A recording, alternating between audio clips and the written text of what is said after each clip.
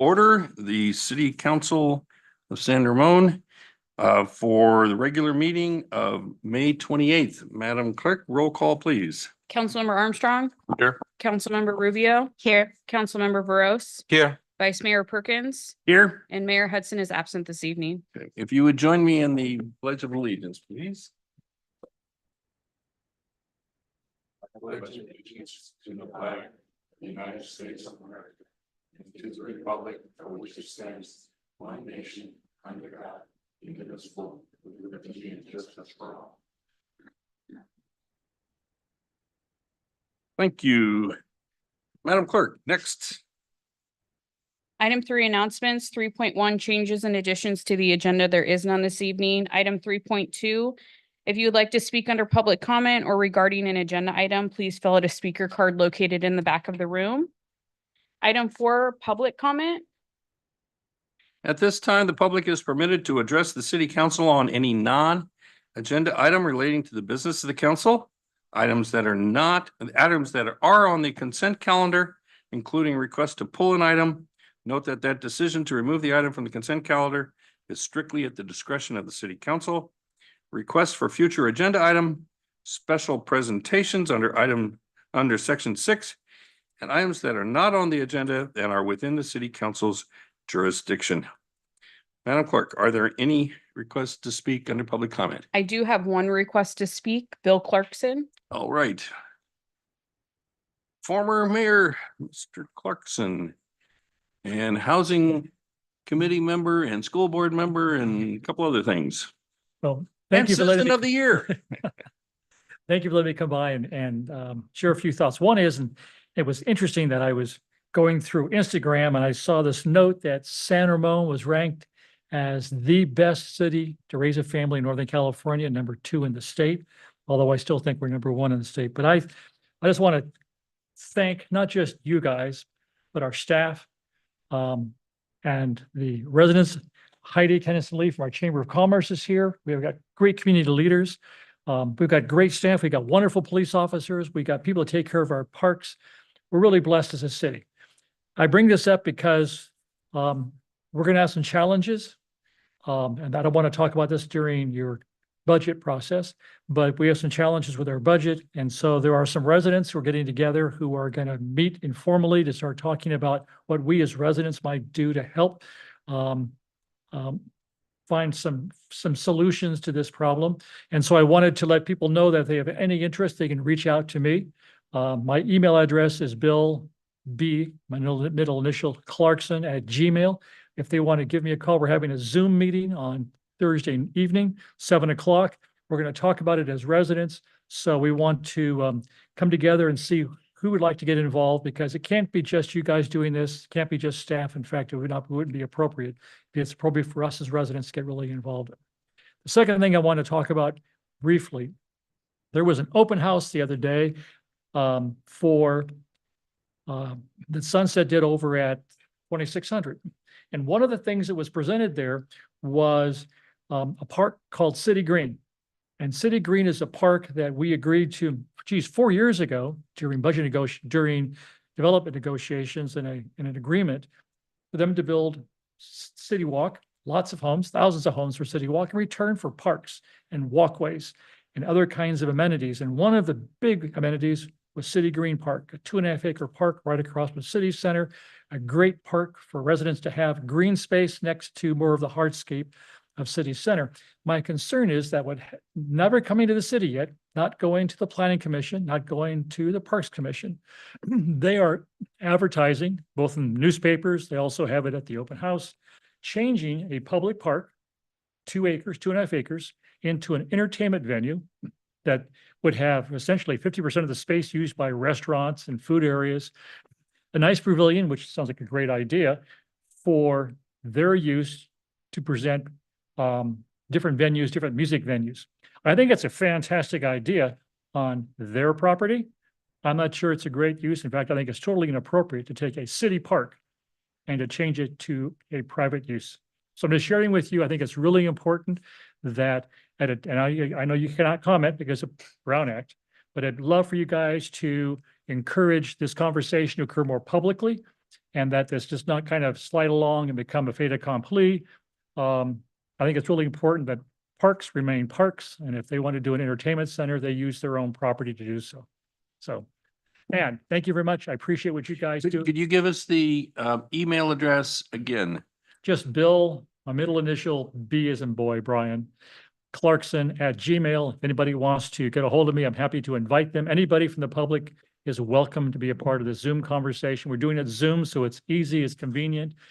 We've also linked, and I'll send to them your presentations you've done as city council, so they can review all the material, they can look at the budgets, they can look at the presentation that you all had, that our city manager made, and that Scott made to everybody, so they can have all that information as they think through, if they'd like to get involved. So again, thank you for indulging me to share Okay. that information. Thank you, Mr. Mayor.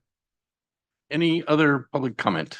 That was the only request for this Well, with item. that, I will close public comment and we will move on to the consent calendar. All right, the consent calendar are considered routine and acted upon by the city council with a single, okay, 1 of 3 votes of cast. I'm waiting for Mark Armstrong. I'm waiting for Mark Armstrong. Okay. 2 of 3 votes cast. 0 of 4. Okay, here we go. I didn't cast a vote yet. 0 of 4. Schrader moved, I seconded. Okay, let's go through that again. Okay, mover, I moved. You're right. we need a second. And then we need a vote. It's not popping up for me. There we go. All right. Okay, there we go. Yeah, I got the new kid taking care of this. Okay, so the consent calendar has been accepted and with a unanimous vote of 4-0 and 1 absent. With that, we have no special presentations. We have no deferred consent. So with that, we will have the annual audit report. So Ms. Daniels will be presenting the audit report. Good evening, everyone. The audit for fiscal year 22-23 has been completed, and the financial statements have been issued, the annual comprehensive financial report. The process started back last June with the interim audit, and then it was completed in October 2023 with the final audit work. We had a clean audit, so everything went well, and we presented or submitted the financial statements to the GFOA for the award. So I'm going to go over the results of the general fund. Overall, for revenue, we came in 2.9 million above the final budget. And the reasons were we had an increase in property taxes of 2.7 million above budget and property and sales tax, which was offset by property transfer tax and TOT. Licenses and permits were 600,000 above budget, reflecting increase in building permits. Intergovernmental revenue ended 200,000 above budget due to reimbursements for capital improvement projects. Is there a presentation? You have a slide up. I was wondering, is there a presentation or? There is a presentation. I'm just going to go over some highlights, and then I'm going to turn it over to Vicky Rodriguez, one of the partners from Mason Associates. Okay, thank Yeah, you. she's sitting right here. So moving on for charges for services, 300,000 above budget below budget due to a decrease in rental and recreation programs and activities. Fines and forfeitures were $100,000 below budget, reflecting a decrease in vehicle code fines. Investment income was 300,000 above budget, which reflects favorable investment market adjustments. I think there's a typo there. I apologize. So was Miscellaneous- the investment income above budget or below? Above budget, so it should say favorable. Okay, So moving on, miscellaneous revenue was below budget by 300,000, which was due to a decrease in facility rentals and recreation programs and activities. So for the expenditures, they were below budget by 2.4 million, reflecting decreases in salaries and benefits by 1.6 million due to position vacancies. Professional services were 600,000 below budget. Materials and supplies were 100,000 below budget. Travel and training and memberships and dues were also 100,000 below budget. And then capital outlay was 10,000 below budget. So for the transfer section, the transfers out exceeded the transfers in by 6.5 million, but were offset by revenue, which exceeded expenditures by 9 million, which resulted in the ending fund balance, the increase of 2.5 million. For general fund and Doherty Valley, ending fund balances was 26.3 million, which was an increase of 3.9 million over the previous fiscal year. So we ended the year with reserves of 26.3 million, or at 45%. So now I'm going to have Vicky Rodriguez come up. She's one of the partners at Mays and Associates, and she's going to go over some highlights of the audit.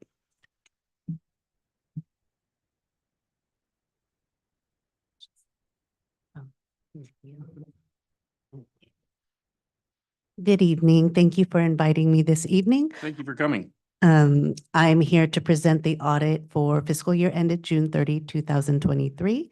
My name is Vicky Rodriguez. I'm the engagement partner on the audit. So Mays and Associates, we've been in business since 1979. We're a municipal auditor. Our focus is completely municipal and nonprofit auditing. We've been a municipal auditor since 1987. We audit over 150 municipal entities, including over 50 cities and towns. And we produce or we issue over 40 annual comprehensive financial reports. And most importantly, we are independent from the city. So the services that we were engaged to perform for fiscal year ended June 30, 2023 were the audit of the city's financial statements, as well as the agreed upon procedures over the appropriations limit calculation. And our audit was conducted in accordance to auditing standards generally accepted in the United States of America. Audit timing, we performed the interim phase back in June 2023. That's where our focus was getting an understanding of the different procedures over the accounting cycles, the internal controls, and performing our tests of transactions and tests over the controls. We then returned in for final in October 2023, and that's after the city had, finance staff had closed the general ledger, and that's when we tested the final balance as well as assisted with preparing the footnotes and the financial reports. The overall results of the audit where we issued unmodified opinions on the basic financial statements. Unmodified is the cleanest opinion that the city can receive. That's the highest level of assurance that we can provide. So congratulations for that. And with the agreed upon procedures, happy to note that we did not note any exceptions relating to the calculation of the appropriations limit. So the annual comprehensive financial report, the different components included in an annual comprehensive financial report, or we call it an ACFR, includes the basic financial statements, which includes the auditor's opinion, the management's discussion and analysis, the statements, as well as the footnotes. Other components that are included in an ACFR include the transmittal letter, the required supplemental information, and statistical section. So for the fiscal year ended June 30, 2022, the city did submit its report for an award. That's the Certificate of Achievement for Excellence in Financial Reporting. The city did receive that GFOA award. And for June 30, 2023, the city has submitted that. And we expect that the city will receive the award again. The management's discussion and analysis, or MD&A, that is prepared by city management staff. That provides a really good overview of the city's activities and financial performance in comparison with the previous year. Also looking out into just the economic condition going into the future. And so we note that that should be read in conjunction with the basic financial statements and footnotes. This year, there was one new accounting pronouncement that was effective. That was GASB is the Governmental Accounting Standards Board. that dictates for all municipalities, the accounting and disclosures. So GASB 96 is related to subscription-based information technology arrangements. This required the city to review and inventory its cloud-based IT arrangements to determine if any needed to be recognized, and management determined that none of the current arrangements met the criteria requiring recognition. And so there was really no impact on this year's report related to this accounting pronouncement. So the ACFR does include two sets of financial statements. You have your entity or citywide versus your fund financial statements. So your fund level statements, those break out all of your different activities, like your general fund and your different funds, kind of based on like your revenue sources, or whether they're construction related or debt service related. And so those kind of follow the way the city budgets. So those include the current assets and the current liabilities, and then the equity portion of those statements are called fund balance. The entity-wide or the citywide consolidates all of the activities of the city. And so that not only includes the current assets and current liabilities, but also the long-term assets, like the capital assets, or long-term notes receivable, as well as your long-term liabilities. So your long-term debt, your pension liabilities, your other post-employment benefit liabilities, and then the equity portion of that is called net position. So for the entity or citywide, you had a total of 497 million in assets, deferred outflows of resources of 48 million, liabilities of 128 million, deferred inflows of resources of 8 million, and then a total net position of 409 million. So your net position is made up of three different categories. You have your net investment of capital assets. So it's basically all of your total capital assets less any debt outstanding that are related to those assets. And that makes up about 86% of your total net position. Restricted net position is related to any balances that have a third-party legal restriction on them, and that makes up about 18%. And then you had an unrestricted net deficit, which was about 4%, a negative 4%. The totals here, this is a comparison of your 2023 versus 2022. So your net investment in capital assets decreased by about 2.2 million. Your restricted portion increased by 11.6 million, and your unrestricted decreased by 28.4 million. In total, your total net position decreased by 19 million. And a lot of this is related to the GASB 68, the pension adjustments for this last year. And so the next slide, so this slide shows with your pension highlights, there's a lot of details in note 11 in the notes to the financial statements. But this table here breaks out your net pension liability by plan, showing the net changes from June 30, 2022 to June 30, 2023. And so you'll see that in total, the net change was an increase in the liability of 28.9 million. This, I know it's a very significant number. This is a big fluctuation from last year. I'm not sure if your prior auditor had mentioned last year that this was expected. Last year, there was kind of an anomaly with the pension liabilities where a lot of cities were either showing net pension assets or much lower net pension liabilities. And this is related to the investment earnings over the last few years fluctuating considerably. So now it kind of caught up. So we were expecting that the net pension liabilities were going to increase, and they have increased pretty much across the board for all cities, basically in the state. The other post-employment benefits or OPEB highlights, so those details are noted in note 13 in the notes to financial statements. And here you'll see that your plan assets decreased by about 5 million. Again, that's that investment earning fluctuation.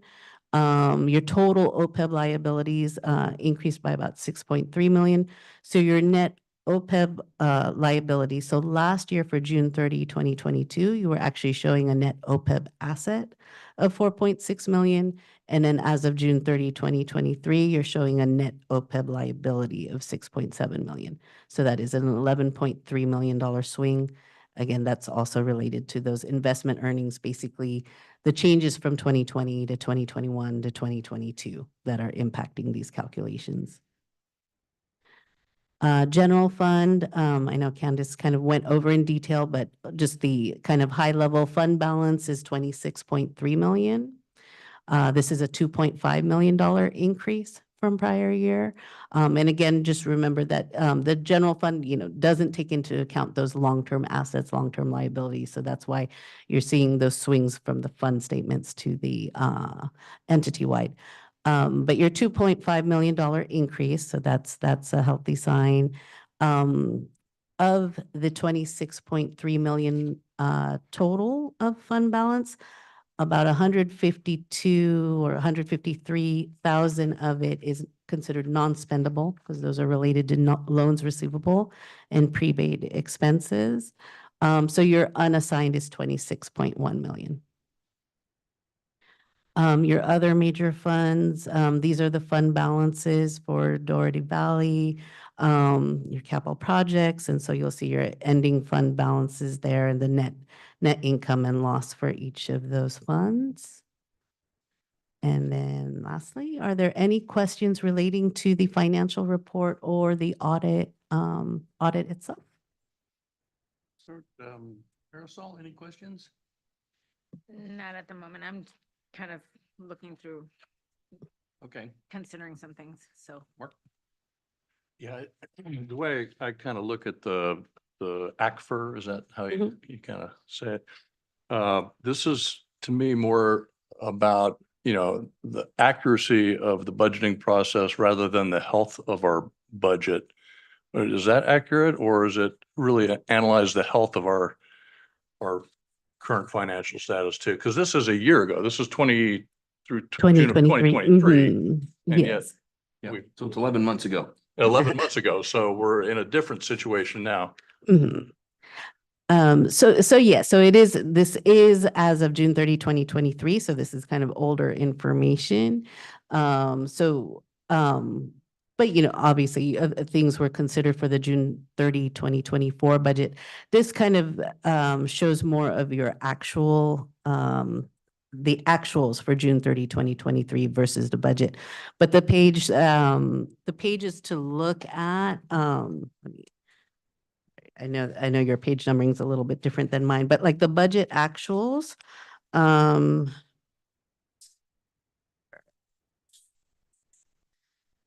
because I know Candace kind of went over like the budget actuals for the general fund, but you'll see the detail on.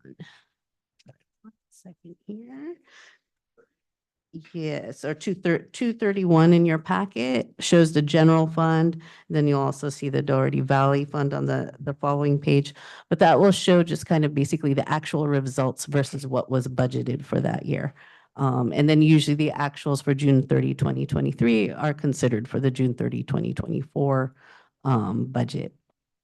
And so are you also doing the 24 audit Yes. as well? Okay, so then in June, you should be ready for your interim, your early. Yes, and we do definitely, if you're considering timing, I don't know if that's the concern, this was, we definitely feel that this year will definitely be much earlier than last year. Last year, we were engaged a little bit later, and then also having some transition from prior auditor, then we needed more information. But this year, definitely, I feel that we'll be able to issue everything by December. So we should definitely be presenting early. So, because of course you want the information sooner than later so that it's not so old. All right, thank you. But all I that's have. definitely in the plan. Thank you. Sridhar? Oh, thanks for the presentation. I don't have any questions. Sridhar and I are definitely- on the finance committee, Finance so we had an Get the earlier look at it. Thank you. Marisol, did you have any questions? No, but I do appreciate, I agree with Councilmember Armstrong. If we could get this sooner, that would be great. Because we Yes. can We be more changed auditors. proactive. Yeah, we can be more proactive about that. So Mhm.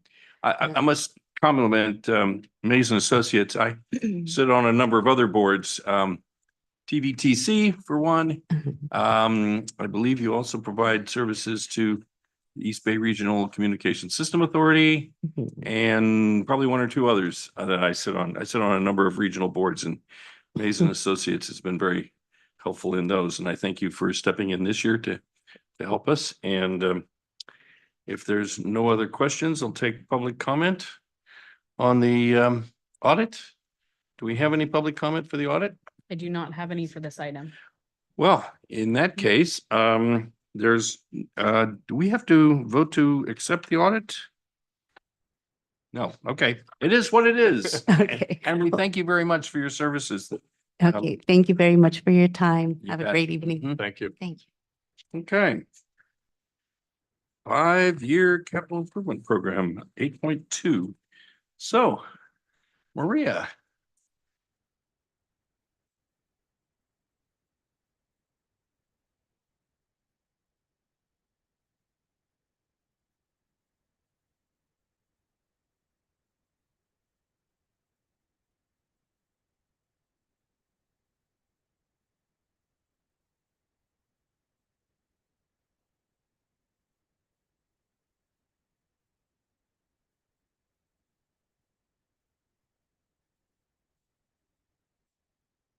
Yeah.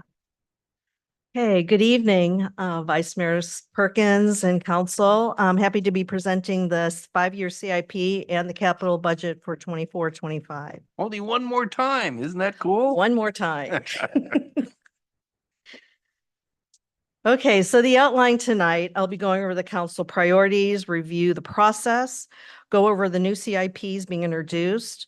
We'll look at the fiscal year 24-25 capital budget, and then look at the 5-year CIP. We'll look at summary of revisions, and then review the project highlights for the next fiscal year. I'll go over a few of the CIP funding and then the next steps. All the projects in the 5-year CIP have been reviewed and have city council priorities associated with them. And the majority of our projects fall under maintaining a safe and secure environment, as well as build and maintain quality facilities and infrastructure. The review process began in April when we talked with the Transportation Advisory Committee regarding circulation and signals. Next, we went to the council budget workshop and talked about some of the unfunded CIP projects for 24-25. On April 24th, we presented the parks and the facilities projects to the Parks Commission. On May 8th, we went to the Infrastructure Committee and presented the Infrastructure Maintenance Fund, the Pavement Management Plan, and the Doherty Valley Tree Planting Annual Work Plan.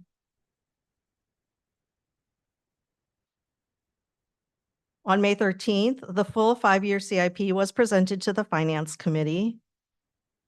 And on the 21st, the Planning Commission received the report to look for general plan conformance. And we are here tonight for the full presentation of the 5-year CIP. So I want to highlight some of the comments that came up in the various committees and the commissions. With regards to the TAC committee, the TAC talked about the bicycle pedestrian enhancements and the citywide ITS proposed improvements. They also received additional information on the Bollinger Canyon Road Iron Horse Trail overcrossing, as well as the Crow Canyon Iron Horse Trail overcrossing, and agreed with the draft 5-year as presented. At the council meeting on April 23rd, the council agreed with the reduction of the infrastructure maintenance fund funding from the 1.5 million that is initially proposed to 700,000 and the proposed projects associated with the 700,000. At the Parks and Community Services Commission, they talked about a few things here, the calculation of the park development funding, permit center renovation, and agreed with a deferral, Central Park Sports field lighting retrofit and its cost savings, the renovation of the Crow Canyon Gardens, the waste facility improvements, and agreeing with the project, and again agreeing with the 5-year draft as presented.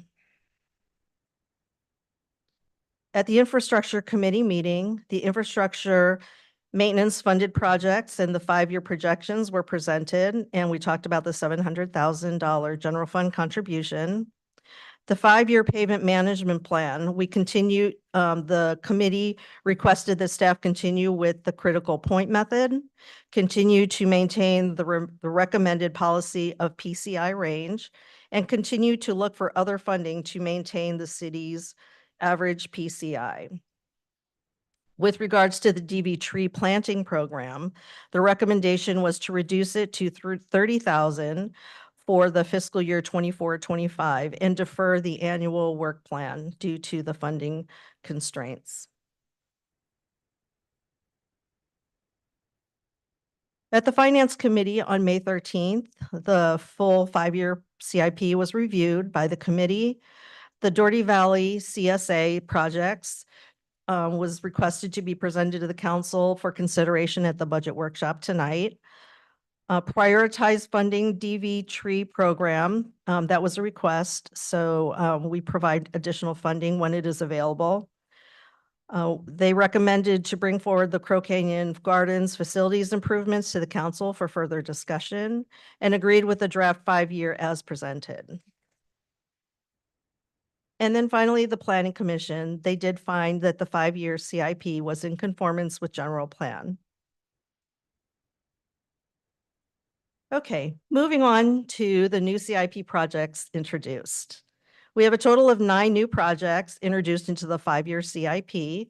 And this is a list of the projects, but I'll go through each one of them and provide additional details. First, we have the Central Park Sports Field Lighting Retrofit in the Parks category in the amount of $1 million, and it's scheduled for beyond 5 years, park development funded. The purpose of this project is to retrofit current sports field lighting and convert current sports field lighting to LED lights for baseball and soccer fields at Central Park. This will give us an opportunity to look for grant opportunities and be ready to go once a grant can be received. This next project is the city facilities exterior amenities in the facilities category in the amount of $258,400 funded by the Infrastructure Maintenance Fund. This is opposite of the interior amenities, which this one focuses on the amenities located in the exterior of the city facilities, such as security gates, perimeter walls, and backflow blankets. So for 24-25, we're looking at funding any emergency repairs that may come up.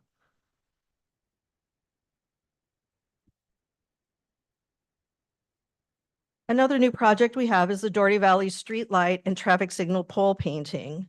This is in the amount of $480,000, Doherty Valley CSA funded, and the first year will be in 25-26 for $48,000. This project will provide painting of streetlight and traffic signal poles throughout the Doherty Valley. And this is similar to what we do with other projects that have a maintenance and replacement plan, so we know when to address these based on its useful life. Similar to that, this is the Doherty Valley streetlight improvements for the amount of $500,000, also funded by the DVCSA fund. And this will provide replacement and upgrade of streetlights on an ongoing basis as identified through annual inspections, failures, and end of useful life within the Doherty Valley area. So we're looking to address highest priority and critical locations in this coming fiscal year. Pavement Management 2029 has been added in the 5th year of the CIP for a total of $4 million funded by gas tax and refuse vehicle impact fee. And this will provide rehabilitation of roadways as identified in the 5-year PMP as presented to the Infrastructure Committee and based on critical point assessment method. Here we have the permit center renovation. As staff is growing, there is a need to do some expansion in this area. So this project in the amount of $502,500 funded by the general fund is scheduled for 25-26. This will modify counter area to create a larger open area for more workstations to accommodate additional staff. Relocate the atrium storage area to an area inside the permit center, create a new reception space in the current storage area, and funds collected from the issuance of building permits will be providing for this fund.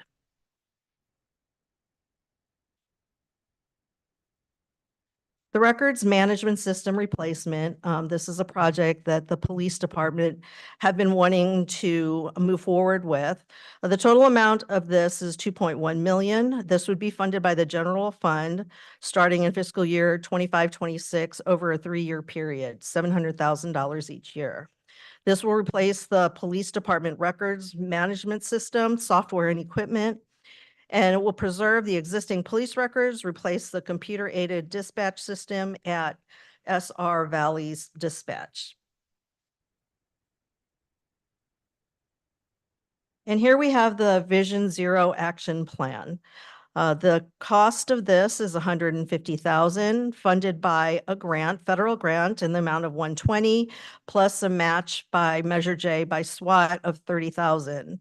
This will develop a Vision Zero plan to complement the 2022 adopted local roadway safety plan as a strategy to reduce traffic fatalities and severe injuries. The waste facility improvements in the facility category is $750,000 funded by the Solid Waste Fund. For fiscal year 24-25, we anticipate $300,000 going towards work at the San Ramon Service Center. This renovation will be for existing trash enclosures and other waste facilities to improve waste containment and handling efficiencies, contain recycling and organics, and provide stormwater compliance. So this is happening at the San Ramon Service Center yard. And with these modifications that we can do, the projected savings can be upwards of $40,000 to $60,000 in staff time saved per year due to the reduction of waste handling. Okay, moving on to the capital budget, next year's fiscal year 24-25. This fiscal year, we had 77 projects in the amount of 15.95 million.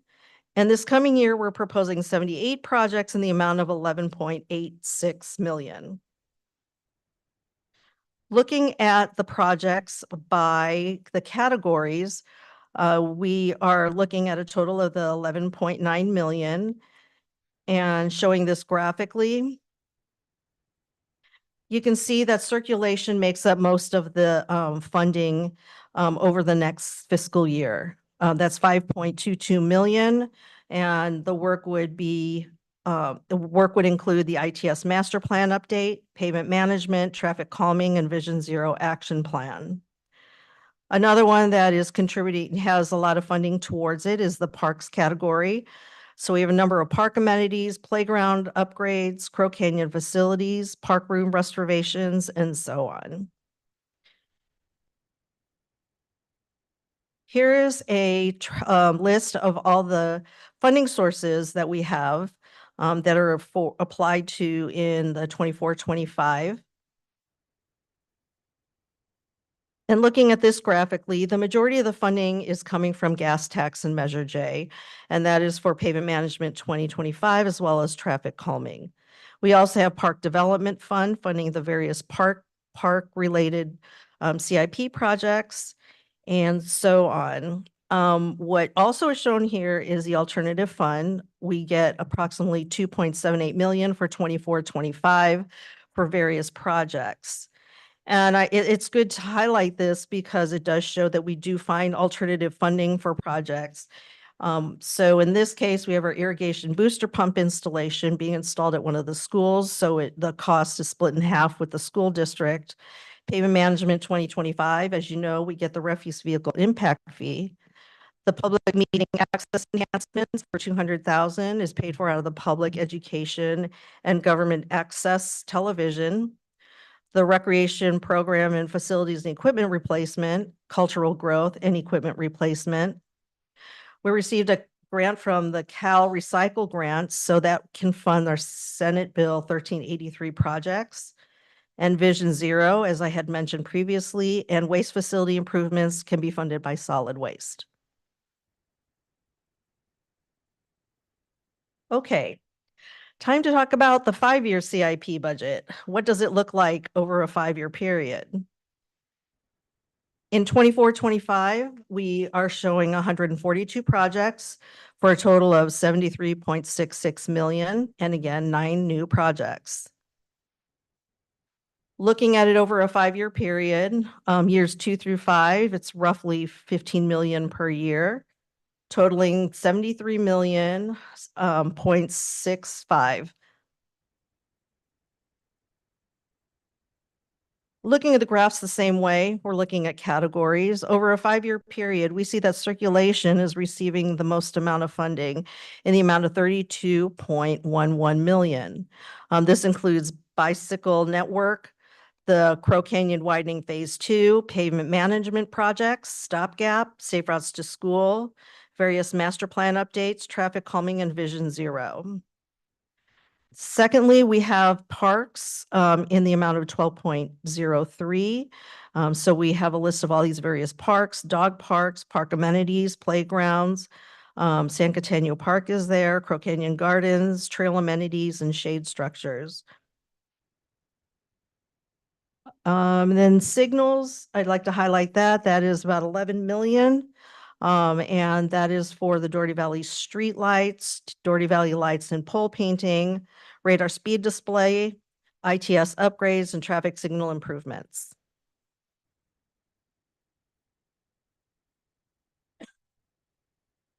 Looking at the funding source, we see that again, gas tax and Measure J contributes the majority of the funding over the 5-year period, 18.71 million for our pavement management project, stopgap, sidewalk, and traffic calming. We have about 10 million coming from alternative funding, and that is our refuse vehicle impact fee, developer funds. GAD does contribute to some of the trail funding, PEG funds, solid waste, and then a few grants are in there as well. Park Development Fund, as you can see, for 9.7 million is coming from that fund. And then over to the far right, we have unidentified funding in the amount of 14.8 million.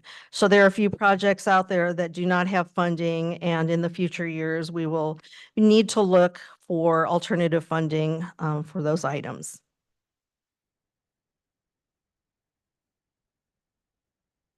When we update our CIP from the previous year to the following year, we always look at various items. We look at the current development projections and coincide the projects with the development progress. And that is also associated with the funding availability that would be coming in with the development projects and the fees associated with that. There may be changes in project priorities, project scope. And lastly, wanted to highlight the traffic impact mitigation fee study that came to the council about a year ago. The circulation and signal projects previously funded by the Transportation Improvement Fund is either partially or no longer eligible due to new Nexus study regulations from January 1st of 2022. So that came before the council and was approved, but now we're seeing what that means. There are a total of 24 projects impacted by this study. All 24 projects were previously thought to be funded by the TIF. They're both in the circulation and signals categories. So prior to the study, there's about 139, close to $140 million of CIP funding. With the revised CIP funding and the TIF study in place, we see that TIF would be able to fund 53 million with unidentified funding of 96 million. So it's just something that we should be aware of as projects get prioritized and move forward, that previously we didn't need to be looking for the funding because we thought it'd be funded by TIF, but now there's a component that would need to cover that cover the other part of those projects. Okay, the 5-year CIP highlights what's happening next year. We have a lot happening. We'll start with pavement management. So our pavement management program for 24-25, the budget is 3 million. PMP 2024, the work is essentially in the central part of San Ramon. We are maintaining the PCI range of 75 to 78. With the 5-year outlook, currently the PCI is 77. Funding scenarios that were presented to the Infrastructure Committee, as I mentioned, we're continuing with the critical point assessment method.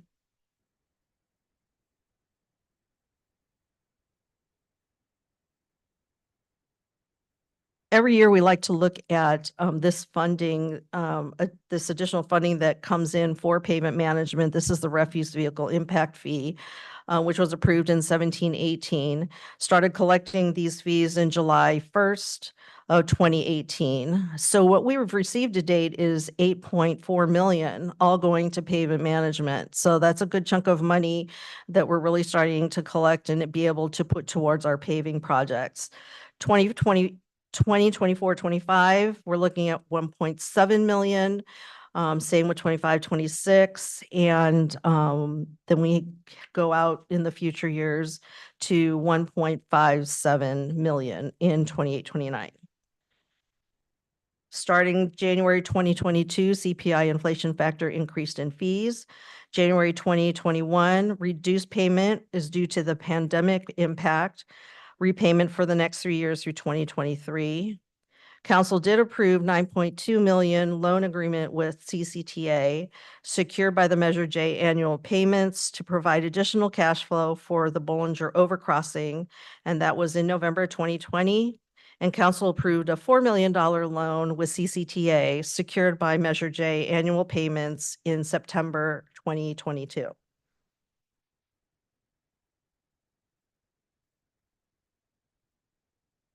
Under circulation, we have the Iron Horse Trail, pedestrian overcrossing, Bollinger Canyon Road. We're really starting to see the physical growth of that, and it's getting really exciting.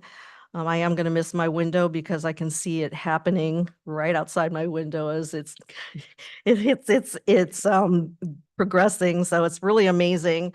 The total project cost is 30 million. Of course, we have all these various funding sources that were able to make this happen.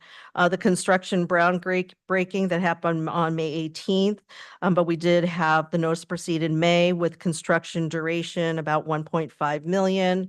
And I'm sorry, construction duration about 1.5 years. I apologize. So we'll see 2025. Our other bridge, Iron Horse Trail overcrossing at Crow Canyon. This project cost is close to 24 million, federal grant approved for 2 million, and council appropriated 434,000 in general fund. The preliminary design and concept review, as well as NEPA updates and E76 began in this fiscal year, with design anticipated to begin in 2024, construction scheduled beyond 5 years, and that will give staff a chance to pursue other funding options and grants.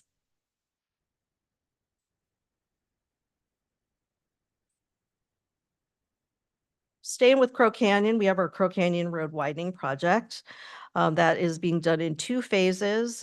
First phase is Al Costa to St. George for 17 million. That will be substantially completed by the end of this calendar year, 2024. Phase 2, the design will begin in 26-27 with construction beyond 5 years, and that is from St. George to Indian Rice.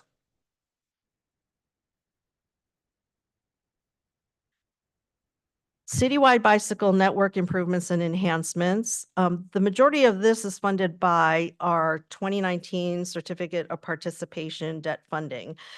So this project really was able to thrive with this funding. And we were able to install approximately 48 million of bike improvements such as bike lane buffers, class 2 bike lanes, green infrastructure, and sharrows. In 24-25, although there is no new funding, we are going to be adding an additional 5 miles of bike improvements to the network as part of pavement management. And that is what we continue to do when we have a paving project. We incorporate bike lane improvements as best as possible.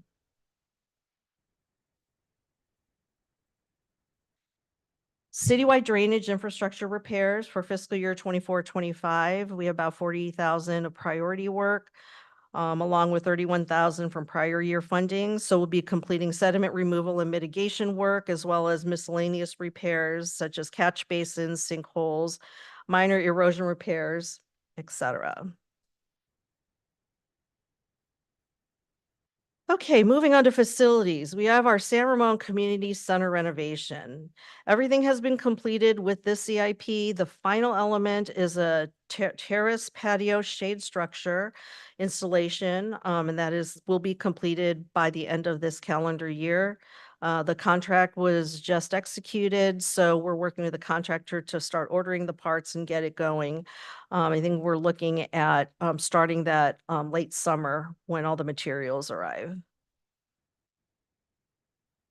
San Ramon Olympic Pool and Aquatic Park renovation project. Again, the majority of this work is completed. What is left is the building renovation, and that includes the locker room updates, paint, flooring, bathroom and lighting, and ADA upgrades, with completion by the end of July of this year. And then we have our Police and Fire District Joint Public Safety Complex. It's being used and it looks amazing. We had the grand opening, ribbon cutting, January 25th. It is still an open project because we still need to complete the secured PD parking lot restoration, as well as the overall punch list items that are still outstanding.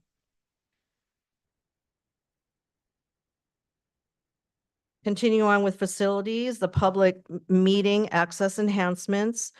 Our beautiful rotunda video wall was completed with this CIP. So for 24-25, we are looking at enhancements to this council chambers, including broadcasting system upgrades, lighting, monitors, and retrofit to include staff table near the podium. The citywide electric vehicle charging stations.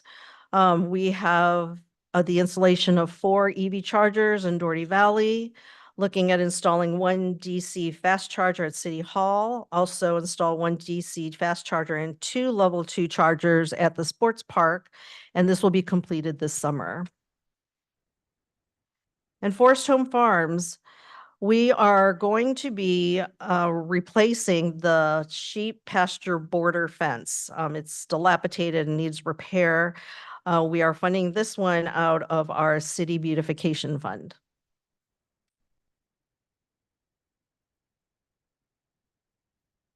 With regards to aquatics, our biggest project there is our SROP. We will be doing the replaster for the lap pool in the amount of $500,000. Also, with both SROP and DVAC, there is no new funding associated with replacing some of the amenities for both of those. There is some funding available from prior year that we'll use to take care of high priority hazard type items. City facilities HVAC, we have $50,000 for repairs. Roof covering, we have $25,000 also for repairs. Interior amenities, $10,000 for 5 AED replacements. And then we have our recreation program and facilities equipment replacement for $94,000, and that will be replacing aging speakers and audio components at SROP, as well as art and ceramic studio and dance studio equipment at DSCAC. And at DovPac, we'll be replacing the soundboard and equipment.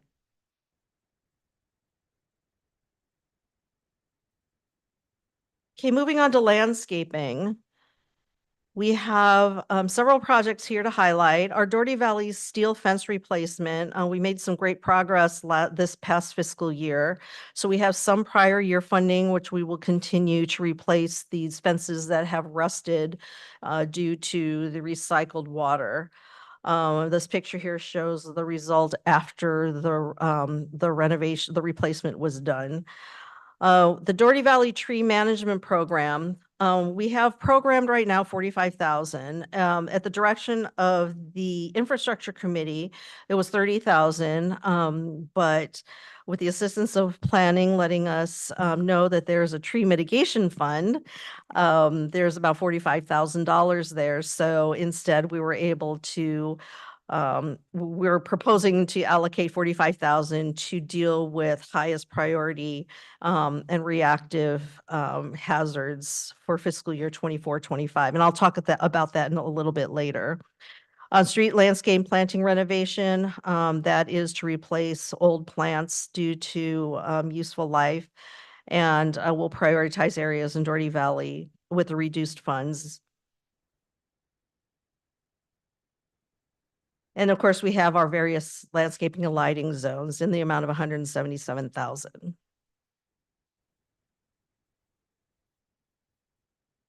Zero emissions fleet study is well on its way. The consultant has selected and staff has started the evaluation of fleet with the final report to be completed by the end of this fiscal year.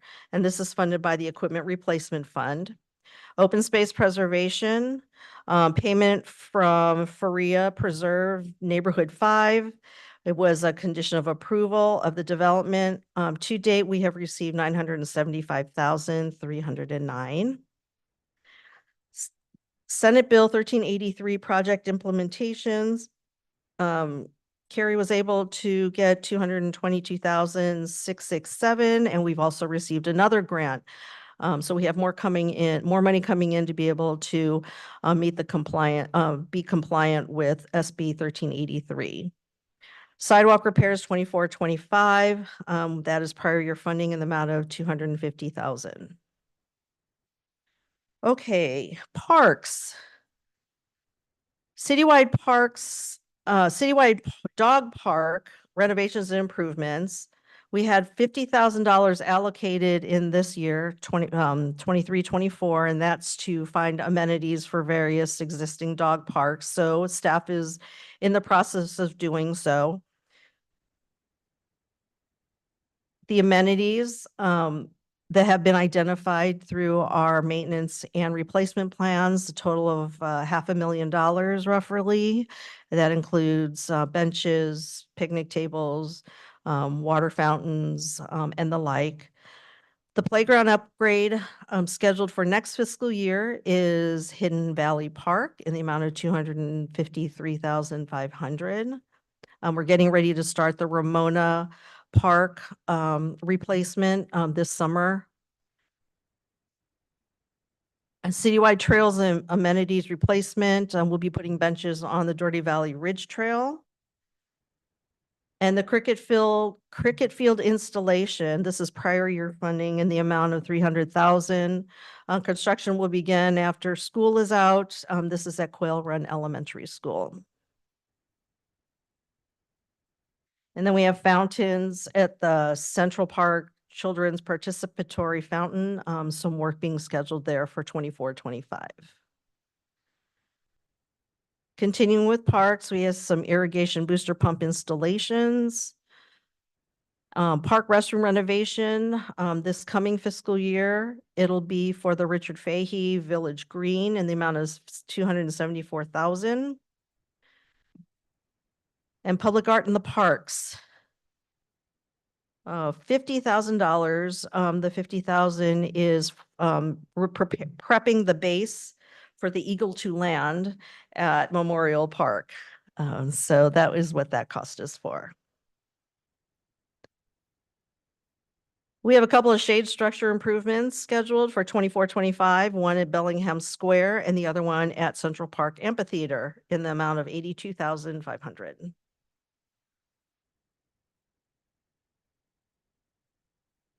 Crow Canyon Gardens facilities improvements. Right now, we have 1.73 million scheduled for 24-25, funded by the Park Development Fund. This was recommended by the Parks Commission and the Conceptual Master Plan, which was approved by council on January 25th of last year. Restoration of gardens design includes the removal of the mud structure, PG&E transformer relocation, and electrical work. And this is all part of the initial phase of the site improvements, or phase 1. This was discussed with the Finance Committee, and they recommended to bring this forward to the council for discussion. The purpose for this is that there are many phases within the phase of phase 1. So what staff did was put in all of phase 1 in for 24-25, and just wanted confirmation from the council that that indeed is how you would like to move forward. We can talk about it now, we can talk about it Well, later. What are the sub phases of phase 1? So we don't have any detail. I think that's what the finance committee wanted to see, was some of the elements of that. Right, so there's Robin and Kathy are here. Robin, you want to jump up here? Please. You know, I saw a presentation, I think it was presented to the Parks Commission and seen a copy of that, but it showed some pretty good detail on what the plan is for Crow Canyon Gardens, and it's pretty impressive. Yeah, I have a sense of what the overall plan is, but what is included in phase 1? And what are the sub elements of phase 1? Yeah, there are a lot of sub elements. Let me see if I can find that full breakdown for you here. Those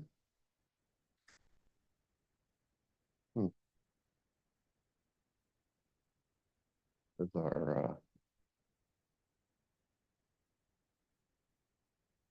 it may take a moment here.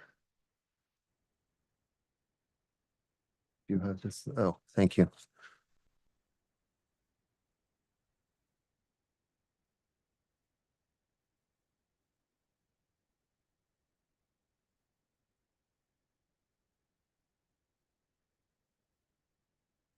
So, yeah, we looked at a variety of different ways of doing this. And so for the phase 1 elements that are identified here, we have some general design. There's demolishing the existing structures. There's constructing some of the elements associated with the demolition. So you don't just have a wiped out area, you start putting back what you need to do. Along with that comes utility work that would be necessary. For example, if you're demolishing all of those existing facilities, you need to cap everything off and then make new tie-ins. If you're adding a restroom, for example, in that area, or creating the outdoor kitchen area that is supposed to be in that place, then you're going to need all of those new utility connections. There's repurposing the MUDS building and restroom. That's $500,000 right there. There's dealing with the PG&E transformer that was listed. That's $200,000. And then there's those are the main elements. So that gives us a total of over $1 million in improvements, plus design and management and contingency. So that's the main elements that are anticipated in phase 1, and then you'd look at the various other elements that I can go into if you'd like. So do we have, what is the time frame we are looking for phase 1? Like I think most of that work could be completed. Well, again, in phasing it, you could do various work at various times. So that could be discretionary.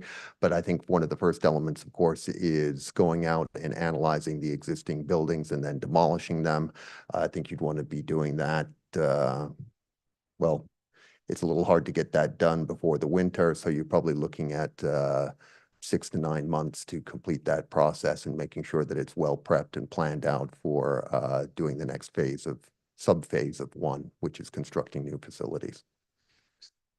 Will there always be, at least during normal park hours, restrooms available? Because I know the restroom trailer is going away. Is that right? That would not go away as part of this phase 1. So Okay. yes, there would be. So there will be restrooms available during normal park hours. Yes, Okay. 'Cause absolutely. I know eventually that does go away and we build some more permanent style restrooms. Yes. Kathy looks like she has something to add here. Correcting it. So Okay. the trade restroom that's out there right now is part of one of the cuts that we did look at. So I think we're still examining that, but there'll always be at least a porta potty. So that's the question mark of where we'll. end Oh, up from with the that. operating budget. Yes, correct. I just want you to not have the right. concept. Okay. So I assume there's a significant cost savings if we remove the trailer thing that's out there now, put a porta potty in Correct. temporarily. Out of the PCS budget, there's, I think, $7,000 some odd coming out, but there's also a cost to removing it. So we're still trying to untangle if it's going to cost more to remove it or how to handle those expenditures. But the concept is to eventually remove that higher rental cost, put a porta potty there until the permanent restroom could be put in place. And on the plan one, we still going to preserve the jewel room and the kitchen, right? So with that ceiling, there is no change in that plan? So yeah, on the existing facility, there's a variety of things to be demolished, but there is also the preservation. And so that's part of this concept of phase 1 is that you would want to, you don't want to just do your demolition. You want to make sure you're doing the at least appropriate steps for doing that preservation at the same time. Okay. And Yeah. then it'll come along with that outdoor kitchen that planned Yes. for that. Okay. So that's like, for me, the phase 1 sounds like pretty much we covered everything. So, Okay. So Kathy, is there a way we could get that presentation, bring it to council at some point so we can kind of visually see, what the phase 1 vision is? I know, what's phase 2? Phase 2 is down the trail to the creek and all that. I think you can correct me if I'm wrong on this, Robin, because you might have the detail on the different phases, but there was a lot more to the plan than just the demolition of the building and the restoration of the one room and that outdoor kitchen. So there are native plant gardens, there's better pathways Right. to move through. There was a picnic area, a children's play area, the path down to the creek, an increase in the number of garden plots. So there's quite a bit, and it is going to take several phases, I think, to get through all of those elements. And these phases can be combined, but as we laid it out here and to try and group various elements together, we've come up with 6 phases. And it's anticipated that the final modification down to the creek is likely the last phase. And that's based on a variety of things, but there's a bunch of earthwork and various things to be figured out there. And but the other elements, we talk about doing things to the parking lot, and then there's all of the landscaping and work that Kathy was just talking about with the meadow and the gardens and all those other things. So those would be those intermediate phases. Okay. Go ahead. Any idea, just a rough idea, what you think the total completion will take time-wise? That's really dependent on available budget. I mean, but ideally, if you just had a big mountain of money, you'd probably spend a year and a half or so designing these things, and then you'd do some construction phases based on that and timing with the construction season. So you'd have a few years of construction, but really it's likely to be limited by funding. Funding and maybe weather possibly too. But there's no, you don't have like a more or less just like a rough estimate of what that might look like? We really haven't laid out a complete timeline based on if we had all the money. Okay, thank you. I'd like to ask city manager and staff if you would present a more comprehensive review of the 6 phases and what it will look like at the end of each phase, what is usable, what is, so that at the end of phase 1, the following facilities will be usable or in some transition mode. And at the end of phase 2, the following, and at each phase, and with a expected duration of each phase, but not necessarily linking them, because as you say, without funding, it's an accordion, depending on how, and we're using park development funds for this, so it's not coming out of general fund. So how fast park development funds come in from our developers, and we've got, 5 or 6 projects around, each of which are providing their park development fees on different schedules. I know that really plays havoc with some of this planning, but I'd like very much to see maybe later in the summer, early in the fall, a comprehensive, what does each phase look like? And at the end of each phase, what is usable in the facilities? Yeah, that can certainly be done, and that is part of the work of phase 1. Right now, we just have a conceptual master plan, so part of it is flushing out the details and figuring out timelines and what is constructible within a given season. Okay. Any other questions on that? No, well, I think I heard, we got maybe 1.7 million out of the park development fund for this project, but what was your question again, Maria, in terms of what information you needed from us regarding this? It was just a confirmation that the 1.7 was appropriate to move forward with, or if the council may be looking for something less than that. I think the benefit of, we have the funding to appropriate for the 1.7 for that full phase 1 that has been described by Robin and Kathy. We do have the ability to piece that off as well. So as you receive the more details on the report and the phasing, that number, it may be appropriated, but we don't have to move as fast, or we can do, we have flexibility associated with it. So it was really more to say, hey, we put the 1.7 million. Are you okay with it? We wanted a starting point for the discussions. I think we'll have confirmation of that.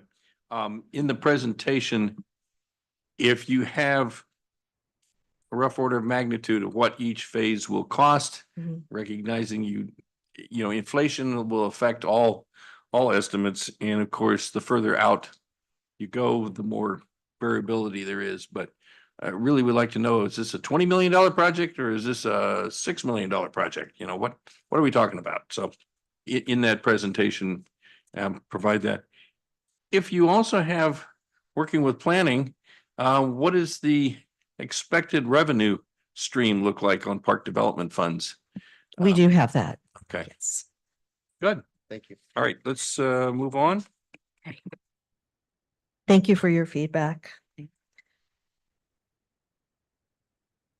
In the signals category, we have the citywide intelligent transportation system upgrade for 2.28 million from prior year funding.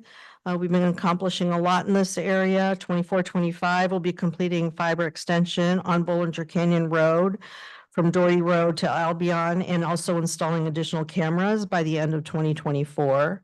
We're working on the smart signals project as well as the automated driving system to be completed by the end of 2024 as well. We'll be completing a fiber optic master plan that will expand the ITS master plan to include other communication needs outside of transportation. If you recall, that funding was from economic development in the amount of 90,000. And staff was informed of the 2 million earmarked federal grant for additional funding. So that will go into signals. Does it also, and it goes into the signals and the cameras that are associated with the signals. Does it also go into the cameras associated with the police work? Or is that still completely separate? Chief is saying it's completely separate. Yeah, I believe it is completely Thank you. separate, yes. But then that will enhance our traffic signals, right? The way Yes. it is being synchronized. Yes, that's correct. Okay, Yes. thank you. Pedestrian enhancement devices, will be replacing existing sidewalks, upgraded to rectangular rapid flashing beacons, and this will happen at Camino Ramon and Crow Canyon Commons Shopping Center, as well as the Crow Canyon Place Magnolia Square Shopping Center. We also have our radar speed display sign, in the amount of 15,000, installing solar powered speed display sign on Doherty by Bergamot Lane. With the traffic signals improvement and enhancements, we will be installing rectangular rapid flashing beacons at El Costa Broadmoor, Harcourt Craig Lee, and Talavera Cordona. This is upgrading them, and the cost to this, actually, no, it's not, that we're installing them, and the cost for this is 87,000. We did get it through our TDA grant being completed this summer. And 24-25, we have our list of replacements for various signal components per our replacement plan. What we are not going to be doing is upgrades. Those will be deferred to 25-26 due to funding shortfall. And this is funded by the Infrastructure Maintenance Fund. Looking at several of the CIP funding sources, starting with the Infrastructure Maintenance Fund, the $700,000 in 24-25, projecting it out over a 5-year period. If we look at years 2 through 5 at 1.5 million, the fund stays positive. Otherwise, the fund will be negative in year 24-25, end of the 24-25. For the Park Development Fund, this is subject to development fees received. Otherwise, the fund will be negative in 25-26. And the park projects are funded by Park Development Fund. And the third fund, the Traffic Improvement Fund, is subject to development fees received. Otherwise, funding will be negative at the end of 26-27. So these are 3 funds that we just need to keep an eye on as we complete projects and as development comes in. Infrastructure Maintenance Fund. So it's a total, these projects have remained on the list. This is what it looks like now. So it's a $708,250 of being funded by Infrastructure Maintenance Fund. Everything has been deferred to 25-26. For the Doherty Valley CSA, we originally proposed $1.5 million for these 6 projects, which is 7 projects. And then when we presented to the Finance Committee, we were able to reduce this amount to 110,000. And the purpose of that is the Doherty Valley CSA fund is funded by actually the general fund. So we needed to look at ways to reduce the funding for these projects. I already mentioned previously the $30,000 that was mentioned at the Finance Committee. There is no annual work plan. However, we were able to find $45,000 from the Tree Mitigation Fund. That's why that shows 0, but we do have some money to do that work. So the current proposal, in talking with staff will defer all remaining items. The 3 items that are remaining on the list, the Doherty Valley Street light improvements, the radar speed display sign, and the street landscape planting renovation. Defer it all to mid-year of 24-25 or earlier as required, and we will monitor it and make sure that we address any hazards. So the total contribution for DVCSA is 0 for 24-25.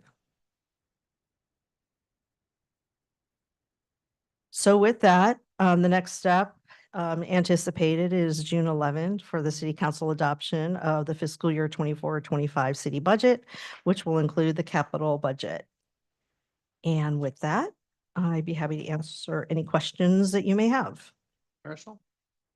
Thank you. Thank you, Maria, for that presentation. Quite exhaustive, of course. I just had a sort of a really, wanted to get a feel or ideas that you might be having in terms of the Crow Canyon widening. I mean, I'm assuming that this was, kind of, brought about by during commuter hours, high commuter hours, right? Peak hours when people are driving to and from work, right? And traffic that's happening during that time.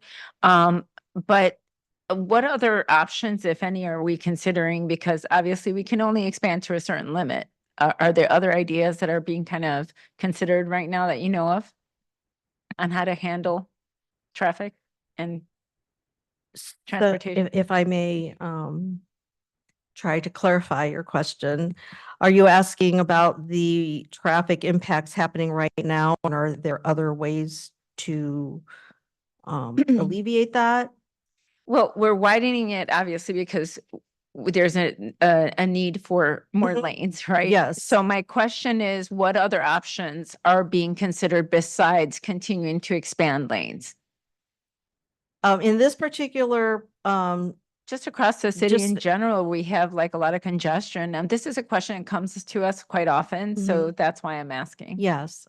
We'd have to look at each section in particular because for the most part, all the right of way is taken up to the curb to curb. So in this particular case, it was meant to be widened from 4 to 6 lanes in each direction. However, other locations, we don't have that available. So we would have to look at other alternatives, just like you said, and we're constantly looking at ways to do that. And that's part of the reason why transportation, we look at other transportation alternatives to reduce the number of vehicles on the roads. Because at some point you can't create more capacity because you don't have the room to do so. Right. And there's obviously a number of drawbacks too to having so many vehicles on the road as, of Yes. course, to our residents as well, right? Yeah. So, if there's any way just curious if anything comes up, would love to hear about some ideas you have on alternatives to that road expansion. Okay. Thank you. One thing that is important, particularly when it comes to Crow Canyon, is there is the Dougherty Valley settlement agreement. And the Dougherty Valley settlement agreement requires that Crow Canyon Road be expanded out to Indian Rice. So while we may think that that's unnecessary, it's required by the settlement agreement. Any other questions? Mark? Well, first of all, thank you, Maria. That was a lot of information. Trying to keep track of it all. I was a little bit concerned initially when I saw the proposed new CIP projects. I was focused on the total project cost, and I was thinking, oh my gosh, because it associated in the staff packet, it was saying FY 24-25, but it had the total project cost. Yes. But the actual 24-25 costs are a portion of that. So That is correct. yeah, so Yes. I felt a little better after that.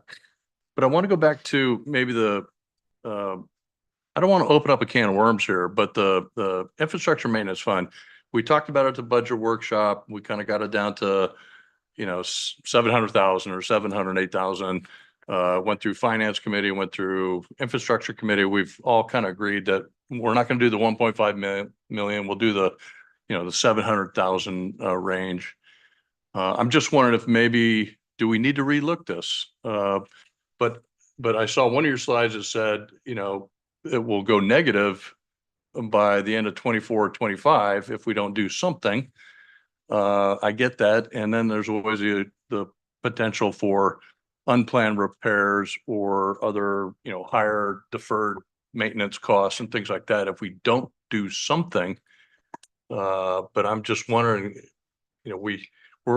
maybe I'm getting ahead of the next agenda item on the proposed budget, but do we need to relook the 708, or we feel pretty good that we really need to do, that's about the bare bones minimum, but down as far as we can go for this year? I would say that it is bare bones minimum, as you say. It does not allow for unforeseen situations to come up. I think we may even have, maybe we have maybe $300,000 that is there. In a couple of the council's reports that were presented to the council this evening under consent, I don't know if you saw that we did some shifting of projects to be able to make up the funding needs for the two projects that we have. And we were able to do that, but again, we're deferring. So what would happen is if something came up that was unforeseen, we would bring it to council and request an appropriation to be able to deal with it. If it was a hazard, a safety item, a high priority item, that would be the way that we would deal with it. Okay. And then I had a question during your presentation. You were talking about the pavement management program and the refuse vehicle impact fees and things like that. And it showed for, the first 2 years of, the current year, next year, it was 1.7 Yes. million or whatever the number was. But then it dropped a little bit in like 26, 27 and 27, 28. I would think the fees would remain the same or go up, if anything. It's associated with, and I may need to call Robin up for this one as well.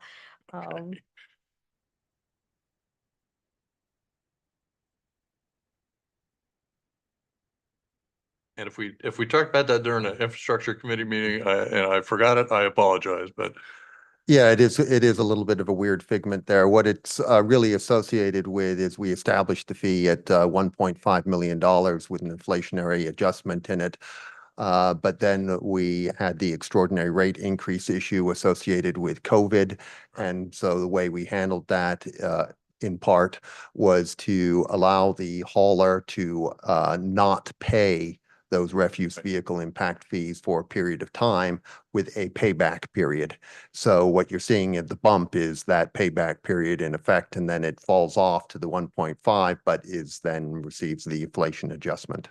So the out it's years are gone gonna be up kind of the and down and then- regular fee that he ought to be paying. And he's Exactly. just kind of paying us back right now. Right. Okay. Okay. All right. And then, They had a real cash flow problem and this Right. was one of the ways to deal with the cash flow problem. and then I guess the last question was in the staff packet, it talked about discussing the Doherty Valley CSA funded project. That was like your last slide, but is there any more discussion we need to have on that? You presented it, but we really didn't discuss it. Do we need to discuss that more? Do you need further guidance or direction? on No, that? I don't. I just tried to set it up so you didn't need to. Okay, all right.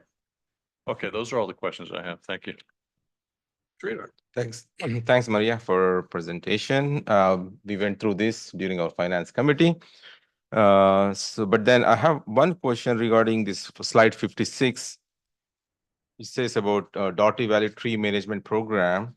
It shows 0 here, but then I remember seeing the slide. Which slide is that one? Okay, slide 45, where it says Doherty Valley Tree Management 45K, which was identified, right? So.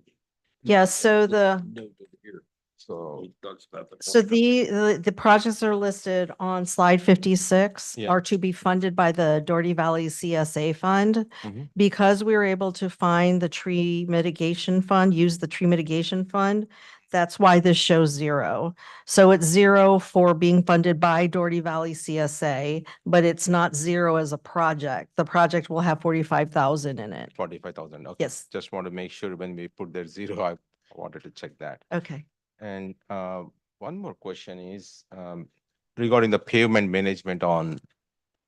So for Doherty Valley for Dottie Valley pavement management, is that comes from DVCSA fund, No, it's part of gas tax. is part of the gas tax Yes. that comes in. So Mhm. I did see there are some streets already getting paved.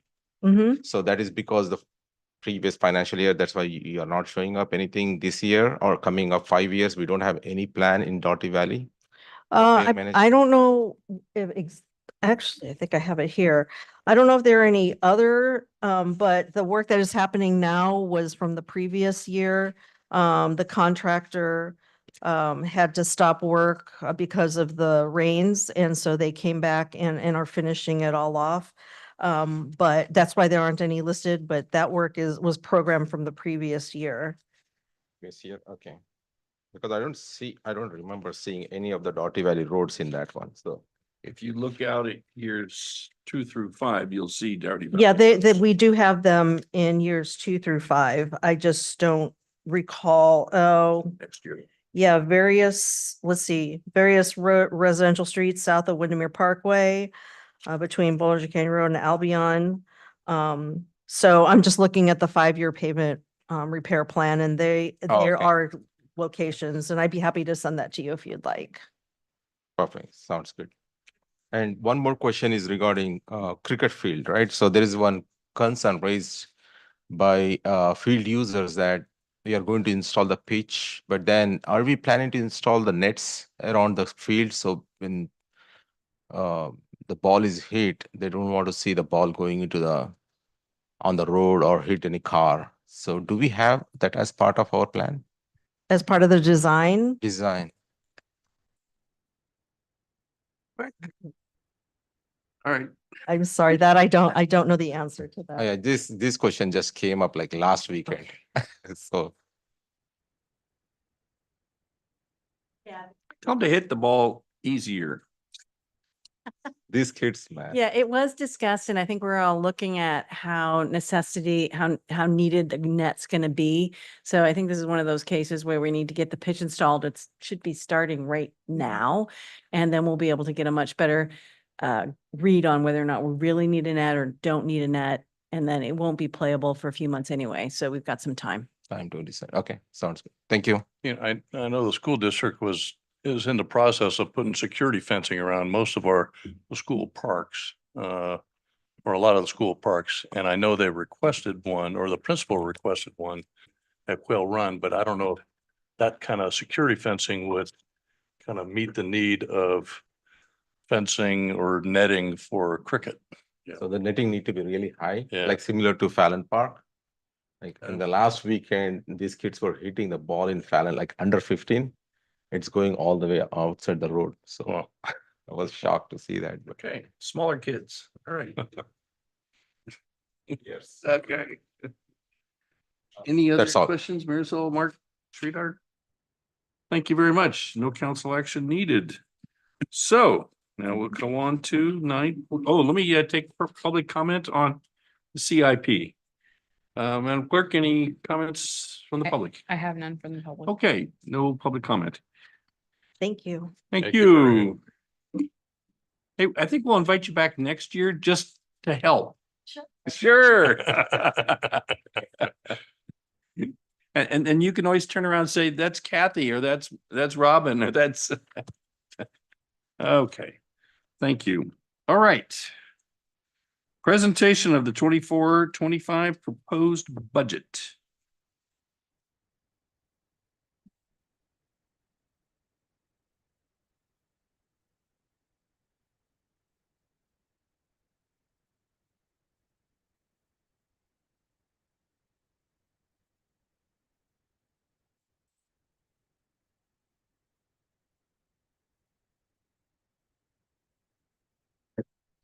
Okay, good evening, Vice Mayor Perkins, members of council. I appreciate the opportunity to stand before you again tonight to present the proposed fiscal year 24-25 budget. This has been a long journey and a process that has been evolving over time, sometimes a bit of a roller coaster ride, but we are working our way through that. And let's begin by talking about this journey where how we got to where we are today.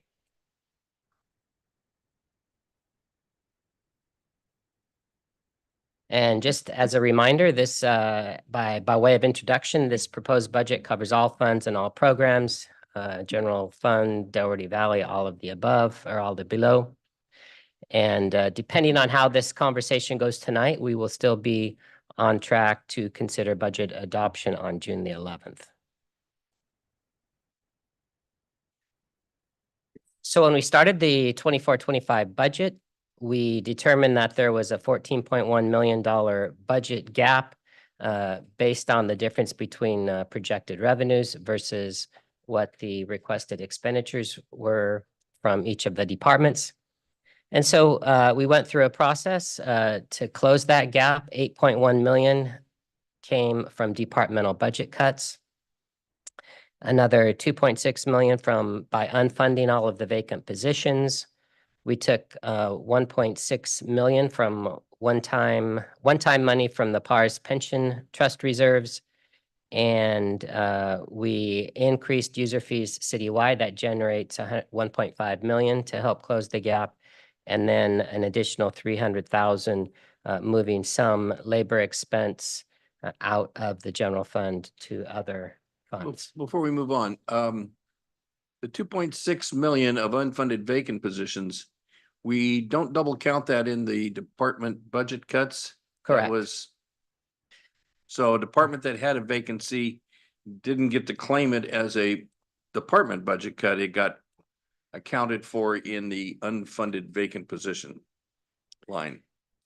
Yes, so I mean, there were some overlap in the way the departments submitted their cuts, but we definitely went through to make sure there was no double counting of those positions.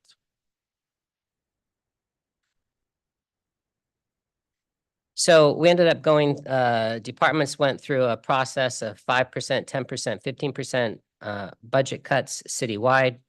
And we landed on 10% cuts, and I'm only going to hit some of the highlights here. We're not gonna, this is not intended to be like a fully comprehensive review. General government cut $450,000. That included cuts to service contracts, development and training, and supplies and materials. At the same time, 2 positions were unfunded, an administrative coordinator and a program manager position. Administrative services department cut $58,000. Where was the admin coordinator and program manager in general government? Where are those?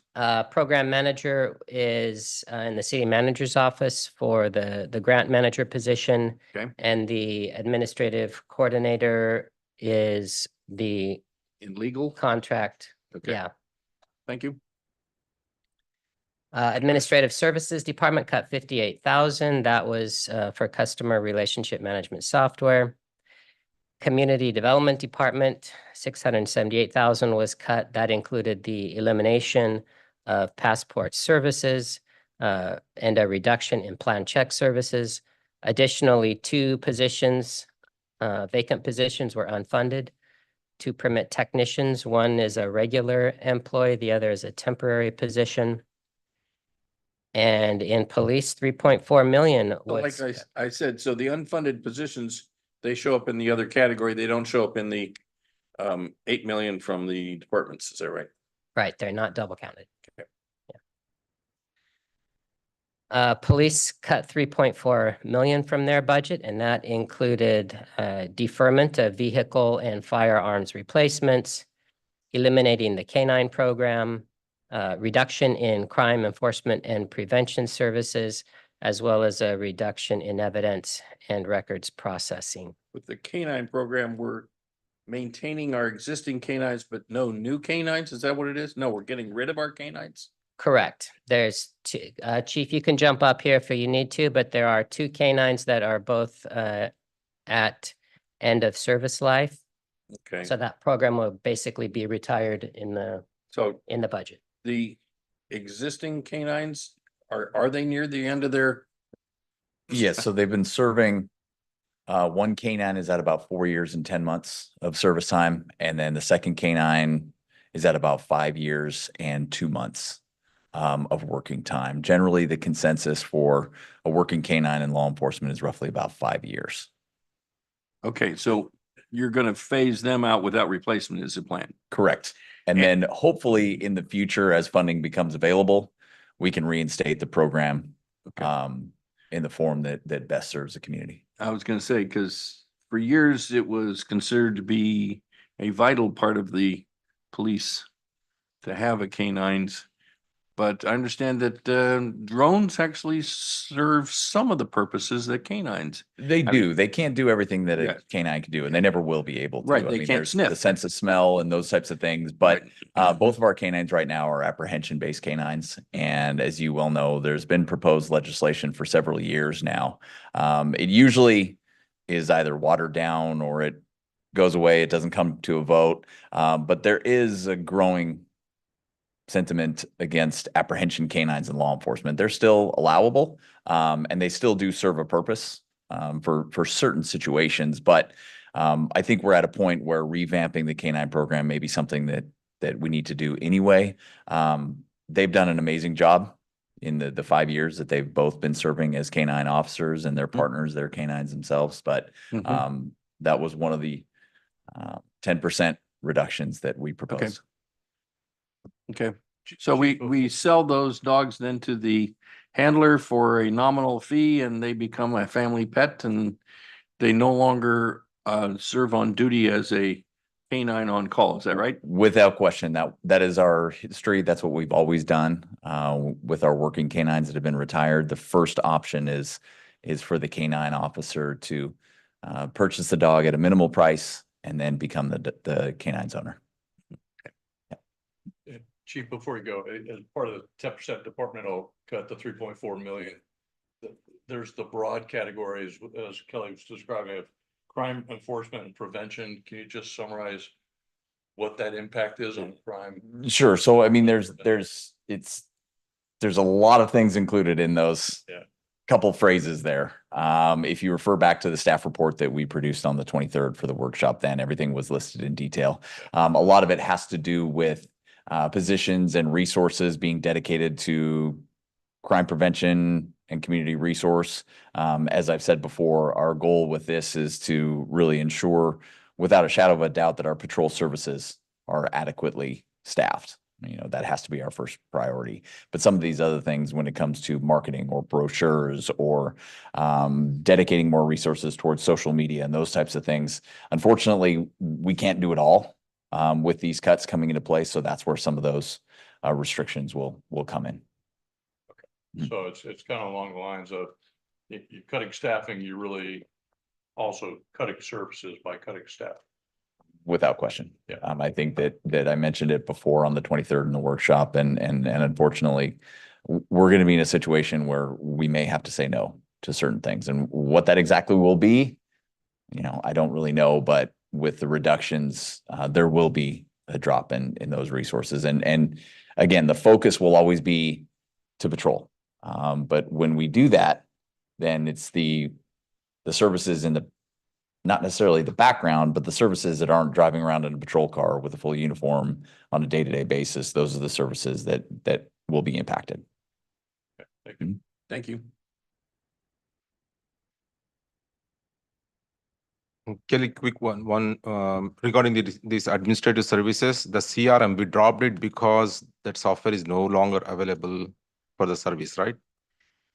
We are still using the software. It's old software, and so it is also reached end of life, end of support. The IT department spends I wouldn't say a considerable amount of time, but occasional time patching it to keep it going. And so the plan was originally to buy new software to replace that old piece of software. So we still will have something in place. It's not ideal. Okay, but still residents can use our online system Yes, in order to log in the tickets. correct. Okay, thank you. And thank you, Chief, for that explanation. One thing I would add to that is anytime, you know, like when we're talking about cutting FTE, there's services that pertain to those FTE. So the FTE that get cut, the service levels you could expect service levels to reduce across all departments for that matter. Okay, let's see. So I think we had just talked about some of the services that were cut in the police department. There were also at the same time 11 positions that were unfunded. 1 lieutenant, 1 sergeant, 5 police officers, 1 evidence manager, 1 office specialist, 1 police services technician, and 1 office technician.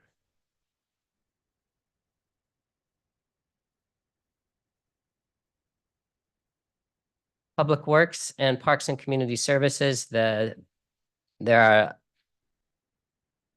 cuts become complicated. There's a lot of complexity here, and so we broke it out a little bit more finely here so you could see on the service reduction side, Public Works cut a total of 4.2 million, and on the service reduction side, that means a decrease in facility maintenance, deferring fleet replacement, decreasing landscape maintenance, reducing roadway maintenance, reducing landscape watering, and also an increase in revenues, including plan check fees, inspection fees, and sports fields rentals to help make up the gap. There were additionally 7 unfunded vacant positions, or 7 vacant positions that were unfunded. That included associate transportation planner, parks maintenance supervisor, a parks maintenance technician, parks maintenance coordinator, signals maintenance specialist, GIS specialist, and an office specialist. And then lastly, with Parks and Community Services, $1 million from the budget was cut. On the service reduction side, that included reducing all additional library hours, reducing front counter operations, eliminating 2 of 14 centers, reducing special events and concerts, and increasing certain fees and rates, reducing senior services, and reducing part-time staffing. On the position side, there was 1 vacant position that was unfunded at the office technician level. So at that point in time, staff felt comfortable in that we had a little bit of wiggle room in the budget. And so we came back to council with an opportunity to restore some of those items that had been proposed to be cut. And during that the first budget workshop that we held, council supported the idea of restoring training and development to all of the departments. Additionally, $200,000 was restored to general government. And again, these are just a few highlights. This is not all inclusive of all the different things that went back in, but that included contracts for personnel rules and regulations, a little bit of funding for a citywide employee recognition program, $2,000 for administrative services, community development, $200,000 was restored primarily in the form of a building and safety office specialist position. Police had 2 police officer positions that were restored, the school resource officer and the community resource and crime prevention officer.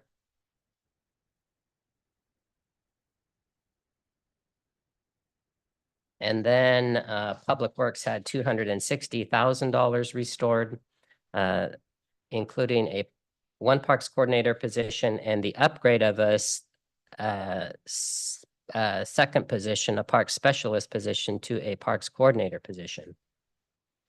And Parks and Community Services had $125,000 restored. That included an office technician position and Monday senior van service. Then after we went through all that process, there was another set of items that were restored to the budget that were not listed in the departmental recommended cuts, and that included Planning Academy, Government 101, library hours totaling $170,000. That was the bulk of that $220,000. The Police Department Citizens Academy and youth programs, and a little bit of money for PCS staff uniforms. And that's where we ended the last workshop. So let's talk a little bit before we move forward with the status of the revenue and expenditures. So on an all funds basis, the budget includes 141 million to pay in revenue to pay for our services. About 2/3 of that is general purpose revenue, and the other 38% is special revenue restricted for special purposes, as you know. On a graphical basis, this is what it looks like. You'll see general fund, Doherty Valley Fund represent 63%. Special funds is 27%. So those two combined represent 90% of all city revenue, and a remaining 10% special district funds and 0.5% capital project funds. On the expenditure side, the all funds budget is 132 million, which is actually 3.2 million or 2% lower than the fiscal year 23-24 amended budget with all of those cuts that have been made. There's an operating budget of about 98 million. Special revenue funds on the non-operating side of 400,000. Debt service funding of 5.2 million. Capital project funding of 11 million. Internal service funding 17.7 million. And the GADs are funded at 1.3 million. That total is counted in the operating budget number up above.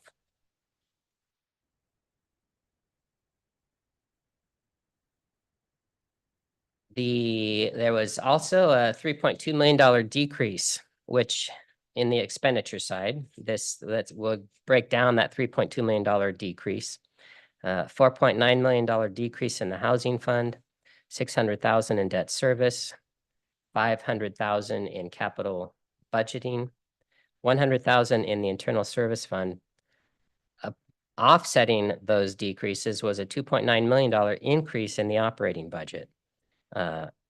So you'll notice that each of those first four bullet items are from the special revenue funds, but the increase is general fund money. The major impacts or the major factors impacting the increase in the all funds expenditure budget, a decrease in debt service due to the payoff of our COP financing number 12, and that there are no budgeted expenditures in the housing fund proposed for the upcoming fiscal year.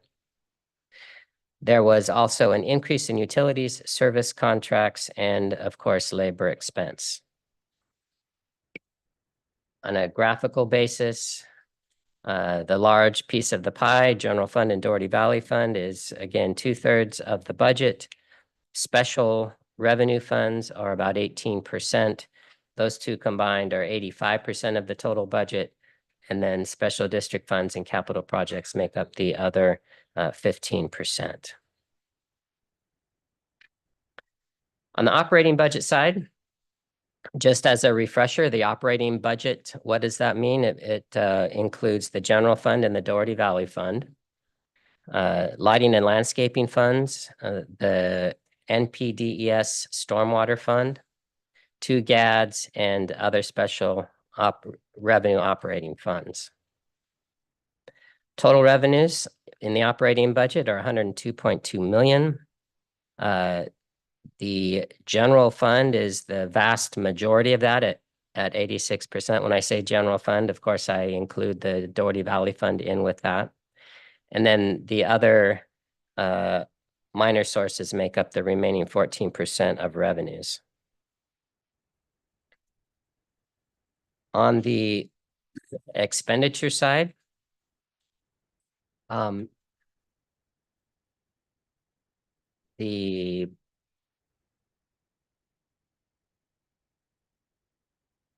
looks like the headings there are backwards. The 23-24 amended budget is higher than the 24-25 proposed budget. So those headings are backwards. It should be 97.8 million or 97.8 million is the amended budget. The 24-25 proposed budget is 94.9 million. So the difference there is 2.9 million or 3%. And on the staffing side, you'll notice here the fiscal year 24-25 proposed budget is 284.75 FTE. That is a reduction of 6 full-time equivalents from the revised previous year budget of 290.75. There's a few pieces, moving pieces that go into that, and so we'll take just a minute to discuss that. For the Human Resources Division was transferred from Administrative Services Department to General Government Department. That's a net zero, so 4 out of admin services and 4 into general government. At the same time, if you recall, the city has been carrying 6 unfunded positions for several years in the budget. And at one point in time, there was a hope that those would be restored.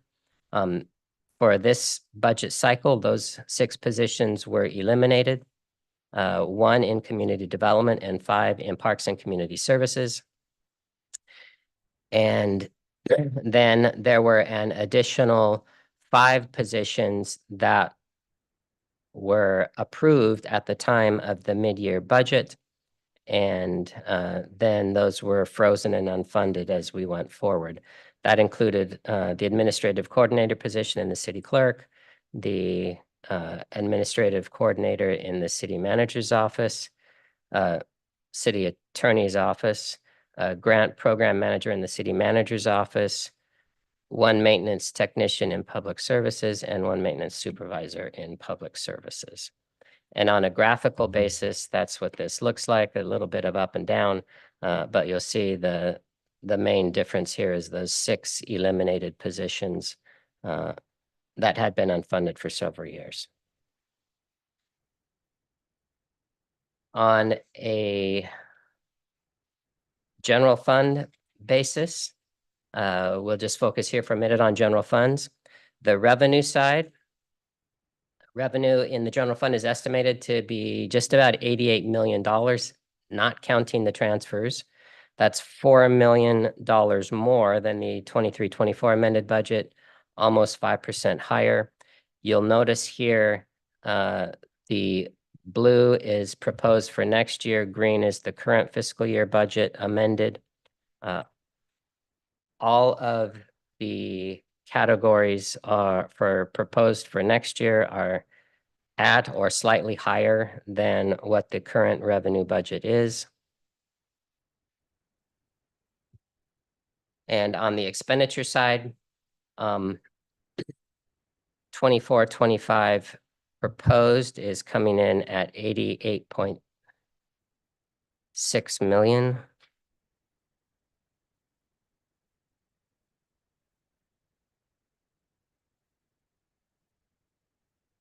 And 85.8 million on the amended.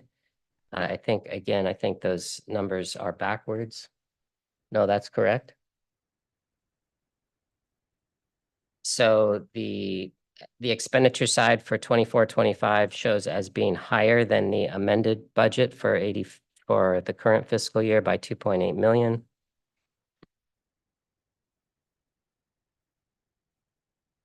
And transfers in from the various sources, debt service, pension obligation bonds, 3.5 million coming into the general fund to fund debt service. An additional 1.8 million coming in from PARS Trust for pension expense, 1 million coming in from Community Financing District and interest earnings, and an additional 900,000 from overhead charges to gas and some of the zones. That totals 7.2 million. Transfers out, some of this money is in and it goes out right away. 5.1 million in debt service, 3.2 million to Doherty Valley, 0.7 million infrastructure maintenance, another 0.6 million to street smarts, DERFA and insurance. So the takeaway here is that there's 7.2 million coming into the general fund, 9.6 million going out on transfers. So there's a net transfer out of 2.4 million. So Kelly, I have one question regarding this, the previous slide.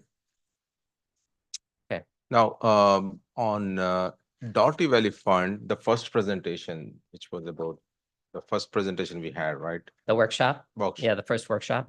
Not workshop, sorry. Today's item, I forgot what is that. The first item that we had reviewed the our overall budget for 23-24, right? Oh, the mid-year? Audit report, yeah. Pardon? So the audit report that. Oh, the audit report. Yeah. Yes, okay. So from Mhm. that, if I remember right, we got 2.4 million more on property tax in Doughty Valley, right? Is that right?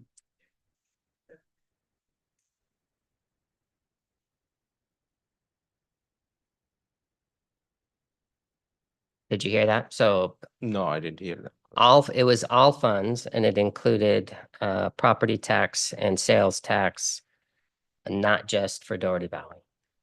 Okay, it wasn't just DVE CSA, okay. Sure. Okay, thank you. I just wanted to check that. Okay. So let's look at some of the various funds that we use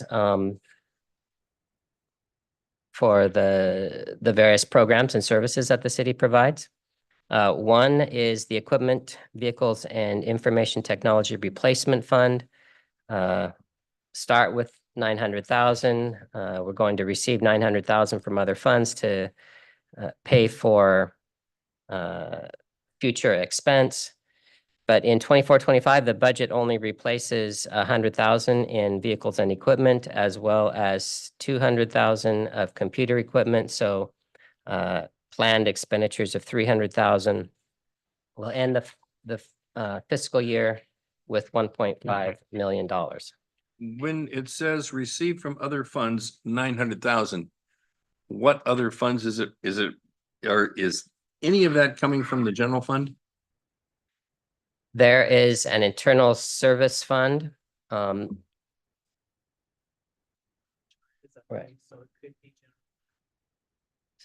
Each fund gets an expense. Yeah. So each department, each department has, for instance, computers.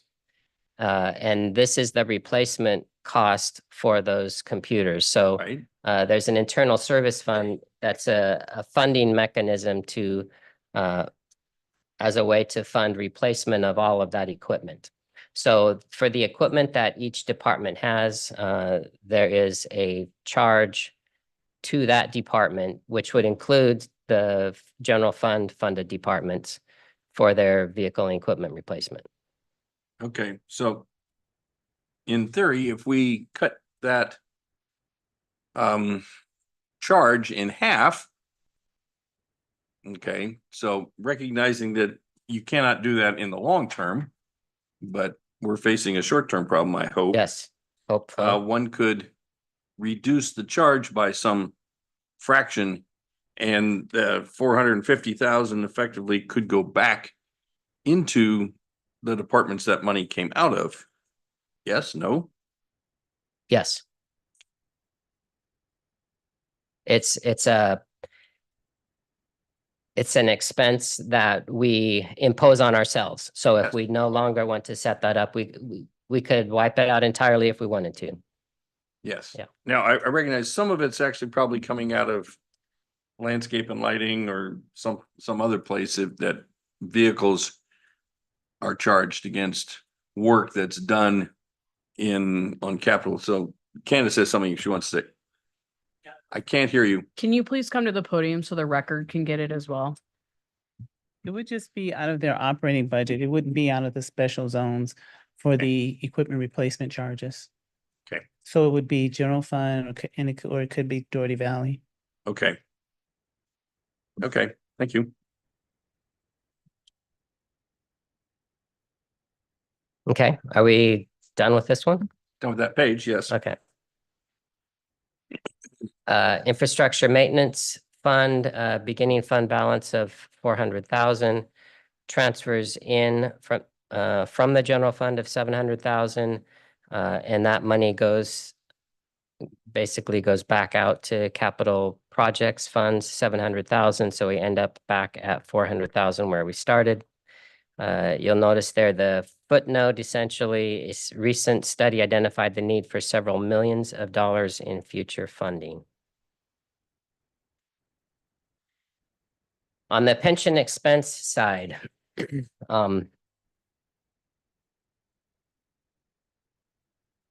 the CalPERS actuarial report dated July of 2023, that's the most recent one we have, projected the unfunded accrued liability in the amount of $42.0 million. And that puts our plans as funded in about the 85 to 88% range. Council has taken significant steps in the past to manage the rising pension expense. Several years ago, you established the second tier benefits for classic members who were hired after July of 2012. Additionally, employees were requested to pay the full employee portion of the PERS expense plus 3% of the city's portion. We also set up a pension trust to help pre-fund PERS obligation costs. And 2 pension obligation bonds were issued to help reduce interest cost. So with plans funded 85 to 88%, what is our liability fund spending like total? Is it 42 million you're saying, or is it Yeah, that's the unfunded liability is 42 million. 42 million? That's what we would have to pay. For To this be 100%. 100% by 2023, July 2023. Yes. In previous discussions and discussions I've held with the management at CalPERS, it isn't necessarily prudent to be funded at 100%, because as the discount rate moves and as their ability to invest and goes up and down, they had a 23% year here not too long ago. Was it 2 years ago, 3 years ago? I think it's 2. And so last year they had a negative. 2 years ago they had 23%. As those numbers go up and down, it isn't necessarily in our best interest to be more than, say, 95% funded.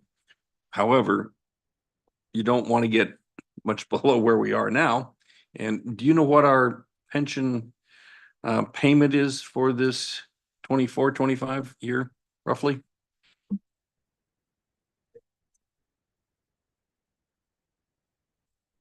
Candace is looking it up. Okay, thank you. So this $42 million, including the, is it pension obligation bonds that we took? No. 21. So that is totally, if you ask me, we are 42 plus 44. Right. So, yeah. Yeah, The so when difference we, is that $85 million. the pension obligation bonds are fully amortized over their life, Yeah. whereas the CalPERS payment is never amortized. It's just, it goes on forever. So basically, because of the pension obligation bond, we are looking good on the funding, like 85, 88%. Otherwise, we are like. pretty right, so down. both of those pension obligation bonds reduced the unfunded accrued liability and brought it down to 42 million. Yeah. Thanks. So that is, those are the POBs.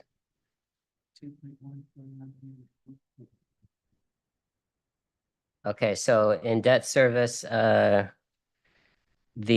2010 POB is 1.4 million. No, we got those numbers. Yeah, What I right. want to know is the payment to CalPERS, Yeah, the CalPERS. not you've already got in the next slide, you've already got the debt balance Okay. and Well- the debt payment, but I want to know what is the CalPERS payment? We're writing a check, what, monthly, quarterly, annually to CalPERS? Yes, monthly, it goes out with, And so the sum of the 12 monthly payments for the next year, we don't have that on hand, so we'll have to get that for you. please do. Okay.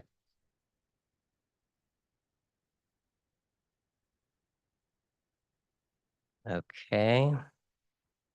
So the PARS Pension Trust, this is the pre-funding of the PERS expense. We, as of April of 2024, there was 1.8 million left in the fund.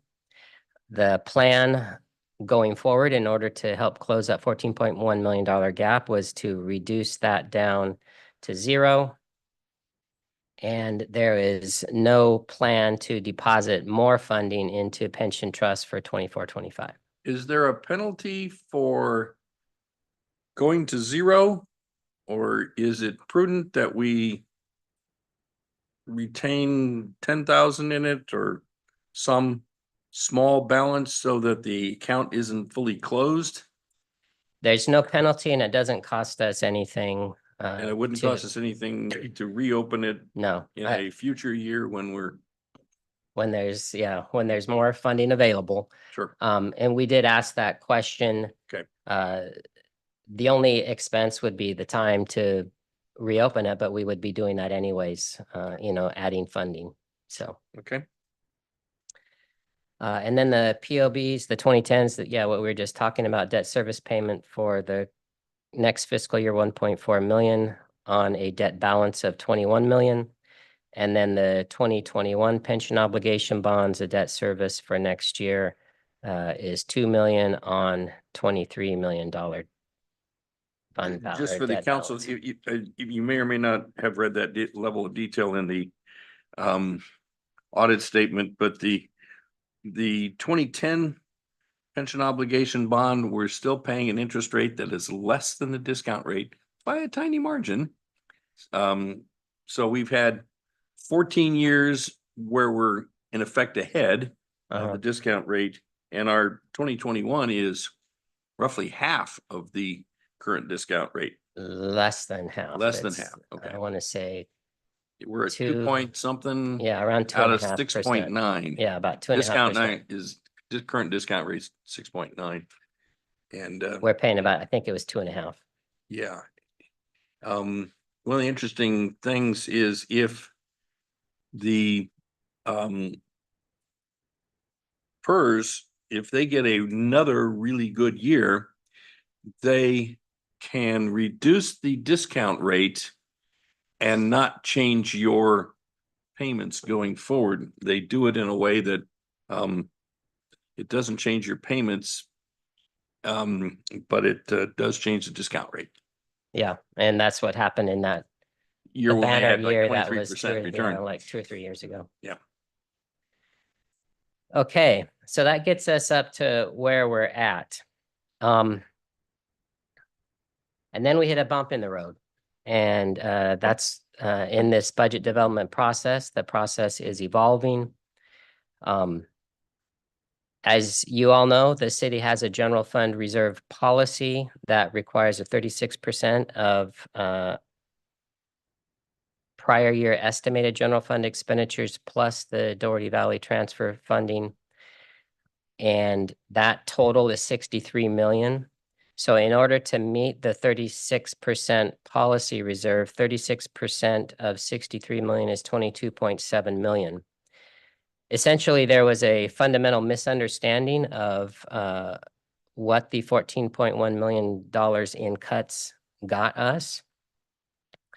The 14.1 million filled the budget deficit that we initially had brought before the city council, and it brought that deficit down to zero, but it did not include a resetting of the general fund required amount to be that was required to be in the budget in order to maintain the 36% funding level.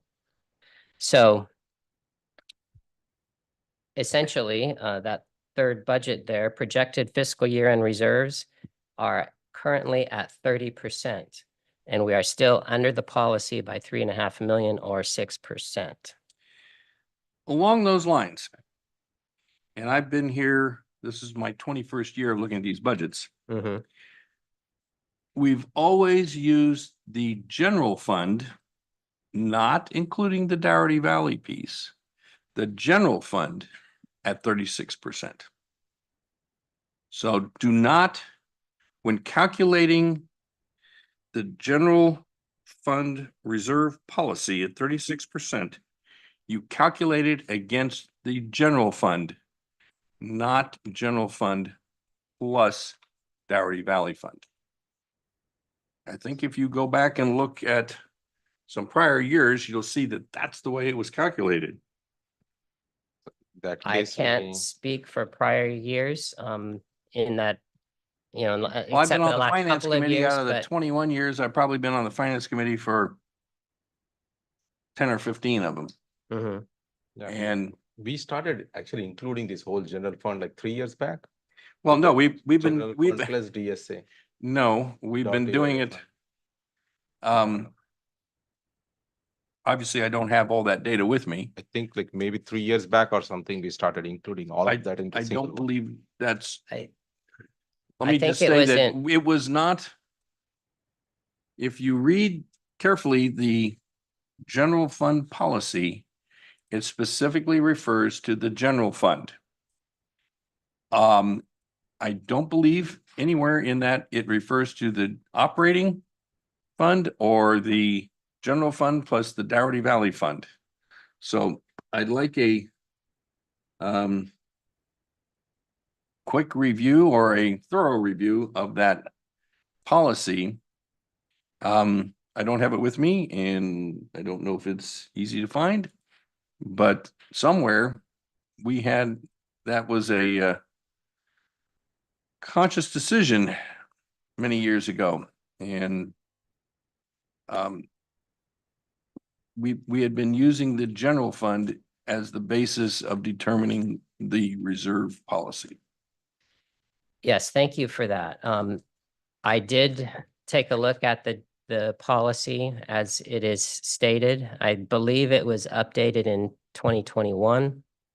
Okay. And it does state in there that 36%, it kind of spells out how to calculate it. And it's comprised of the prior year's estimated general fund expenditures plus the not all of Dougherty Valley, but the transfer to the Dougherty Valley Fund from the general fund. Okay.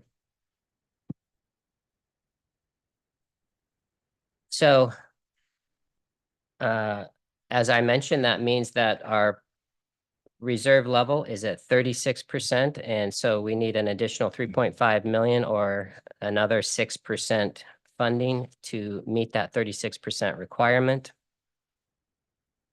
And so, we did not want to bring to the council a problem without some proposed solutions. We have presented, or we are presenting to you 3 different options. One option would, and these are difficult, each one of these is a difficult decision. And there are many different ways to combine some of these options, but we're just going to present 3 options that are fairly straightforward. One would be to lower the general fund reserves to 30%. Option 2 would be reverse all of the restoration items, 1.6 million, take an additional 1.9 million in additional service reductions. That would probably put us somewhere back to the 15% cut level that was so difficult to even think about at that point in time. And then thirdly, use the OPEB trust for retiree medical. We still have funding in the OPEB trust fund of 34 million. 36 million. We have 1.8 million budgeted in the current year to take that fund balance down for current year expenditures, we could take an additional 1.9 million down for next fiscal year. And that would leave a funded status in OPEB of about 78%. So that would be a kind of a relatively, each of these is difficult, but a relatively painless way to do that. And with that option and the additional fund balance, that would cover this gap. So, going to the 30%, right? So that 36% is what we as a council decided to be there, right? So going to 30% is also council decision, right? Yes, so the city has enjoyed a large general fund reserves for many, many years. And my understanding is I think it used to be at about 50%. Yes. There was discussion a few years ago about if 50% was really necessary.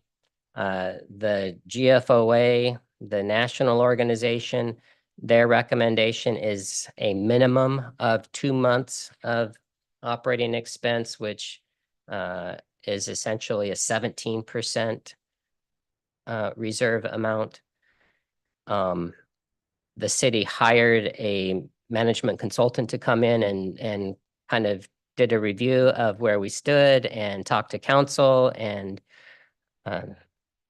landed on this 36% number, and that's the number that council adopted. We did a zero base evaluation of a number of scenarios, and that's where I was on the committee at the time, and that's where we came up with 36%.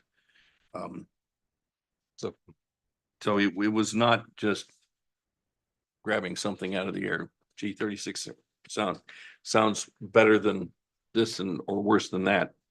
It was done based on some analysis of scenarios. And essentially it's like reserve tank of gas. I drive my car. I know my car has 13 point something gallon gas tank. When I hit 0, I know there's still actually 3 gallons left. So I know I've got some cushion there, and it just depends on how comfortable you feel driving down with the marker less than 0. For me, I don't like going there, so I go straight to the gas station and I refill. The council could set their policy at whatever they wanted to. At that point in time, the council felt 36% was appropriate. Well, what I'm getting from 36% versus 30% based on my understanding, I think I would be comfortable to go with 30%. That will be the easiest way of fixing this at this point. I mean, I don't want to see this kind of situation. It wasn't a trivial exercise to go to 36%.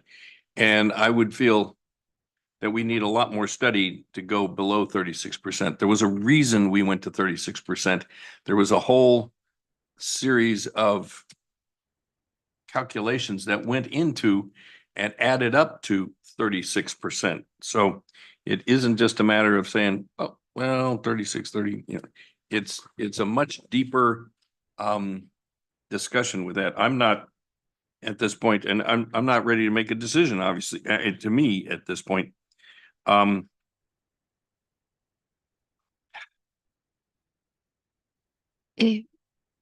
just Please, had a quick, Marisol. sorry. I just wanted to know, when was that analysis, that determination, sort of the last time you did a full analysis and came to the determination that 36% reserve was sort of the ideal? When did that happen? Ms. Daniel says she thinks it was 2021, which is Sounds about right. the year when the policy was developed. Okay. And it sounds, I'm wondering, I mean, how long and how exhaustive, how difficult was it to put that together? Because, I mean, obviously, if we're reconsidering that or that's on the table, we'd have to kind of revisit some of those talking points that led to that decision Yeah, there under was current standards. a multi-hour discussion that went into that. And it wasn't made lightly, because one of the impacts of a reserve policy is, in order to increase your expenditures by $1, you need $1.36 in new income. Okay, so if you want to increase our expenditures by $1 million, you actually need $1,360,000 in income, because you have to put $360,000 in the reserve when you increase your expenditures by $1 million. Same thing, whether it's 30%. So it actually puts a braking function, if you will, on our ability to increase spending. And so we don't lightly increase spending, because you have to fill the reserves on the way. Before we eat $6 million or $3.5 million of reserves, I want a fuller discussion of that. And I would imagine that it may say this in our reserve policy, but I didn't have it in front of me, but it did list some of the circumstances for which, general circumstances for which it'd be acceptable to tap into those reserves. And I think, a financial situation such as we're in right now might meet one of those criteria. But again, I agree with you. Maybe a deeper discussion needs to be had on whether or not we're truly meeting that, the intended purpose of tapping into that reserve. Yeah, so the purpose of reserves is to have funding set aside for fiscal emergencies, rainy day, whatever you want to call it. Catastrophic events. And so the policy is, again, whatever you want to make of it. The policy states that if we were to go below the 36% level, then the city manager would have to come back within a 30-day time period with a plan of action, what it says, 30 days to figure out a way to replace. So if you wouldn't mind, I'll just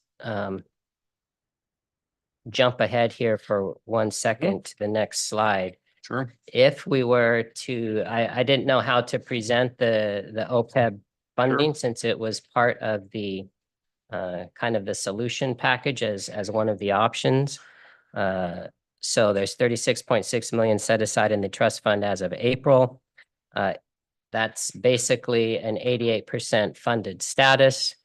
And we're ending the fiscal year with a $1 million fund balance. I don't know what that means. What is a $1 million fund balance?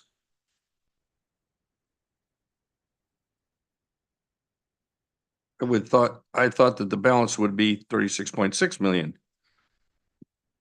What is a $1 million fund balance?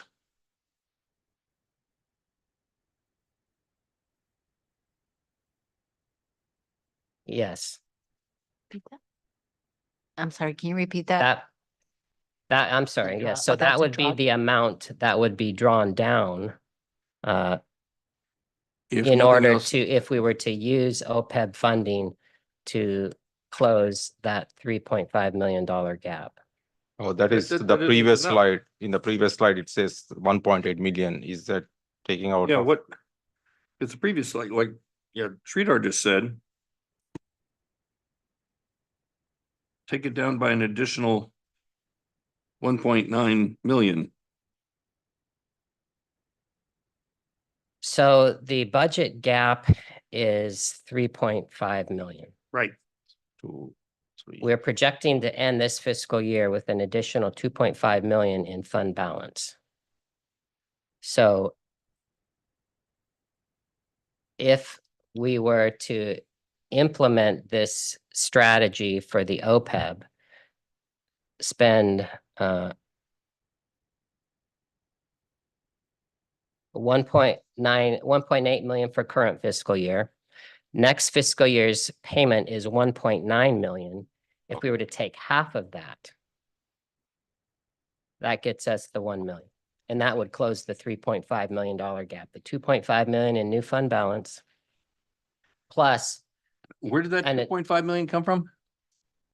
projected to end the current fiscal year in fund balance. 2.5 million in the general fund balance? Correct. Okay, and that was not available when we had our discussions a month ago. No, it was available. I thought we Okay. already took it out. Are we double counting it or are we? I'm confused. The ending fund balance that was carried over from 22-23. 22, 23, not 20. Is that? Then how could we be That's from the- $3.5 million? This is from the ACFR. I'm sorry, this is from what? The Audit. the audit report. Okay, Oh, okay. okay, so this is from the audit. And so it wasn't available until tonight? That 2.5 million is not available till tonight? You can't have it available prior and now it's new and was it available when we discussed this in April, the 2.5 million? So a decision was made by the city manager to use the 2.5 million or whatever portion we needed for the OPEB expenses for fiscal year 23-24. So therefore, that increase in fund balance that we would have had from 22-23 wouldn't be available then. Okay. So it is available now. Well, based upon a discussion that we had this afternoon, it could possibly be available if we took a different strategy. Okay. So if we took $2.5 million from that OPEB, I don't know where it's coming from. That's the problem. Where's it coming from? So it's just the increase in the ending fund balance of the general fund that would have been used to pay the OPEB expenditures for fiscal year 23-24. Okay, so we didn't have to make a 23-24 payment because the investments were doing well. Well, we definitely have been making payments, but we would have been using that money, the increase in the general fund, instead of drawing down from the trust. We budgeted to draw the money down from the SERP trust originally. Okay, so For some if we reason, took we took already. 2.5 million from that and we pulled 1 more million out of the OPEB. Right, the $1 million would be taken from the OPEB trust for 24-25. So the Okay. 2.5 million, it would be an increase in your starting balance, right? So that means the starting amount in reserves would be 2.5 million higher, and you would need 1 more million to get to the Okay. 3.5 million. So if we did that, that solves the $3.5 million problem, doesn't it? Correct. Okay. But that gets us to only 2.5 million, right? If No, we are it gets us leaving to the. 3.5. If you do 2.5 plus 1, it's a 3.5. And that leaves us, does that leave us at 78% or something better than 78%? That will leave us at 78%. Okay, so pulling an additional million out puts us down to 78%. Correct. Okay. And what is 78%? Is that a comfortable range? Or is that a little bit lower than we want to be? I would say it's a little bit lower than We want what to you be at have said 80% you or wanted about to it, be. but Yeah. under these circumstances, that may be one of the first things we would restore based upon when we get our, when Mays and Associates comes back in November, December and says, okay, this is your end of year surplus. Hopefully it's more than 200, 300,000. that might be one of the first things you restore. I mean, that is a strategy, is to pull us on the OPEB down below 80%, but make that the first priority on restoration. What are you smiling at over there? Either one way or other way, we are reducing somewhere, right? Yes, So- we are, and you're exactly right. So But 36, why I'm but wasting my I- money sitting there for 36%, thinking that that's what we need. It's Well- 1.50%. That's like, oh my, we are paying so much debt service, like Yeah. $5 million per year. That's like, we are. But we do have necessarily a paying. policy. but we have a Yeah. policy. So who And made that it policy? It triggers to action. me, we made that we have not policy? established a policy on OPEB. We have established a policy on general fund reserves. And to me, it's a much higher bar to draw down on our general fund reserves than it is to draw down 2% on our OPEB. That's a much, to draw down 6% on the general fund reserves versus a 2% on the OPEB. Those are different. Okay, for me, those are different. So, yeah, I agree with your philosophy, but my philosophy is we are just wasting our money sitting there and paying a lot of debt service. I would rather have our OPEB funded appropriately. So we don't have any issues with that side, but I'm okay with And- And I have a question. I mean, if we lower, okay, I understand we have a policy, 36% reserves in place. But is it possible to, you know, in asking for this, to reduce it to 30%, where that could be just a temporary suspension, not a permanent suspension that can be later reinstated should we have additional funds, obviously, the next following fiscal year? Well, if you were to do that, then to me, I would say don't change the policy, just say we're going under, we're not funding at the 36% level, we're going to fund at the 30% level. And then develop a plan to get back Refund to it. the 36% level. Yeah. Mm-hmm. The other option would be to, permanently reduce, and that's not what I heard you say. I did want to address what Councilmember Veros was saying. Yes, that money, the 36% in reserves is sitting, but it's not sitting idly because it's all invested, and so it does, we get a return on investments. So it's not just. We're actually earning more on it than we're paying on their pension obligation bond. Our pension So- obligation bond, we're paying 2.5 and we're earning 5 roughly. But even OPEB, it is not sitting there, the money, right? And the OPEB is in a, Same Even thing, the same thing, it Yes. is invested. right? it is It- invested, yes. It's a different pot of money, but Mhm. Yeah, same invested money, exactly. So, yes. well, it's like you're giving us 2 poison. That should be for out that Yeah. one, so. That is certainly one way to look at it. 2% of that 2% on the OPEB is 830,000, just so you know. So another option is to take the 2.5%. And then if you pull 830,000 out of reserves, what does that do to the percentage on reserves? Instead of taking the whole 3.5 out of reserves. If you take 830 out instead of 3.5 million. Does that get us to like 34%, or excuse me, something like that? Well, that would get us about 25% of the way. 800,000 versus 3.5 No. million. You take the 2.5, we already talked about. Okay. Mhm. You need another 800 and Oh, okay. excuse me, Another million? you need 1 million more. So what does it take to get, what is 1 million? What is, Yeah. 1 million? 33, 34. So taking the 1 million out of the general fund Yeah, reserve, what would that be? Yeah. Okay.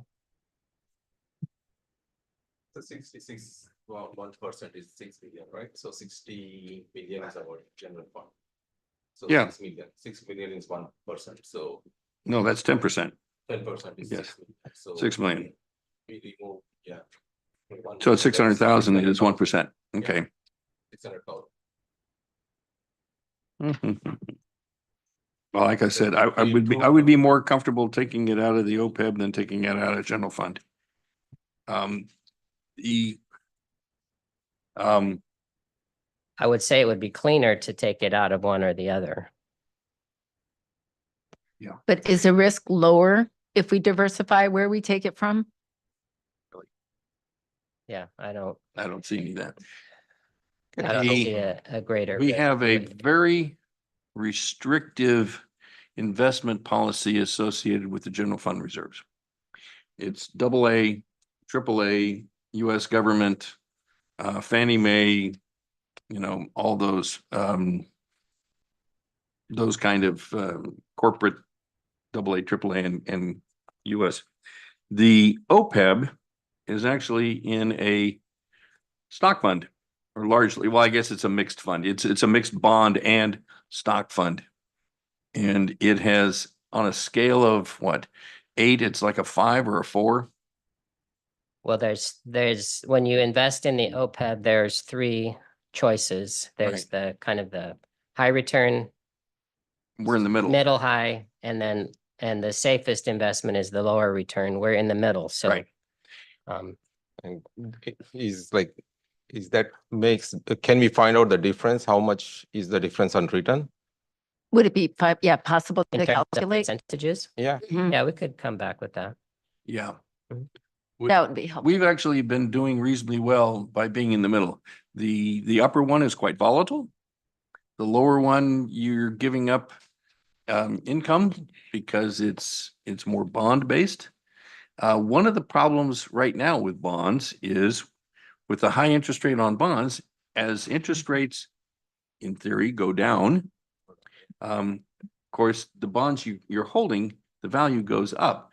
But if the bonds continue to stay high or even go up, your value goes down. So that's why a mix in the middle tends to serve you well. And that's where we've been for the last 20 years. Yeah, and these investments are all long-term, Yes. they're lifetime investments Yes. in terms of the horizon that you're looking at Right. to cover. Is there any possibility that if we tinker with our general fund reserve, reduce the general fund reserve, that it might affect our credit rating? That is a possibility. I would say with either one of these options, if it was OPEB or general fund reserve, anytime you are reducing your reserve levels, then the credit rating agencies are going to look at it and say, hey, these guys are coming down. One of the things that they like to see is healthy reserves. So I guess my answer is I don't know that it matters which one you are to take from in terms of the credit rating. We are obligated to pay those expenses either way, whether it's from PERS retirement expense or a retiree medical expense, we're still obligated. I don't believe that there is any sort of like a threshold. So I'm not aware of any threshold amount where they would say a credit rater would look at it and say, oh, they used to be at 36%. Now they're at 30 and 32% was the threshold. So, it's going to be a hit. 36% is still very healthy. 78% funded status. It's better to be higher, but it's also not out of the range of what almost every other city in California. We're probably has. higher than, I'd say, 80% of the cities Yeah. at 78%. Right. Most are down in the Exactly, yeah. 70% range Or lower. or lower. Yes. You don't want to read Oakland's report. That's They may be running that's a month to flaming month. disaster. And the to me, their stupid thing is they want to sell the Coliseum and pay salaries with it. Ugh, Well, that's not us. I think we're getting close to figuring something out here. I mean, I originally, when I kind of heard you talk about the, Mhm. the 30% reserve level and things like that, before we started talking about different options, I was ready to go. Let's have another budget workshop. Let's before the June 11th budget meeting, where we're going to approve the budget, let's have another workshop and we'll go through and we'll relook the cuts. We'll just make it like the other one and take a look at the tier 1, the tier 2, maybe 15%. But you have laid out some options here that I wasn't expecting. And so, maybe we can figure something out tonight. I don't know. And I'd probably be inclined, if I were to go with something tonight, I'd probably be inclined to go with the OPEB reduction as opposed to the general fund reduction, just because we have a very specific policy on the general fund reserve. And with the OPEB, we're still healthy enough, but we don't trigger 30-day periods for action plans and all sorts of other things that the city manager and the staff need to come back with. We can execute, and then hopefully maybe in the fall, we can Restore. Yeah, we can reevaluate where we're at and see if we need to make any adjustments, or maybe we came out better than we thought we did. But even with again, that, we are under 1 hope is million. not a method, but Yeah, But even with that, we are under 1 million down, right? yeah, we still You- need. Still under if you 1 fully million. fund- Well, No, no, no. the If you OPEB would fully cover fund the it whole with amount. OPEB, if you fully fund it with the OPEB, you get 2.5 based upon the prior year, and you pull it down by another million, that gets you to 78%, and the problem is solved, and you don't have to make any more cuts, and we can continue to, you remember the restorations we did?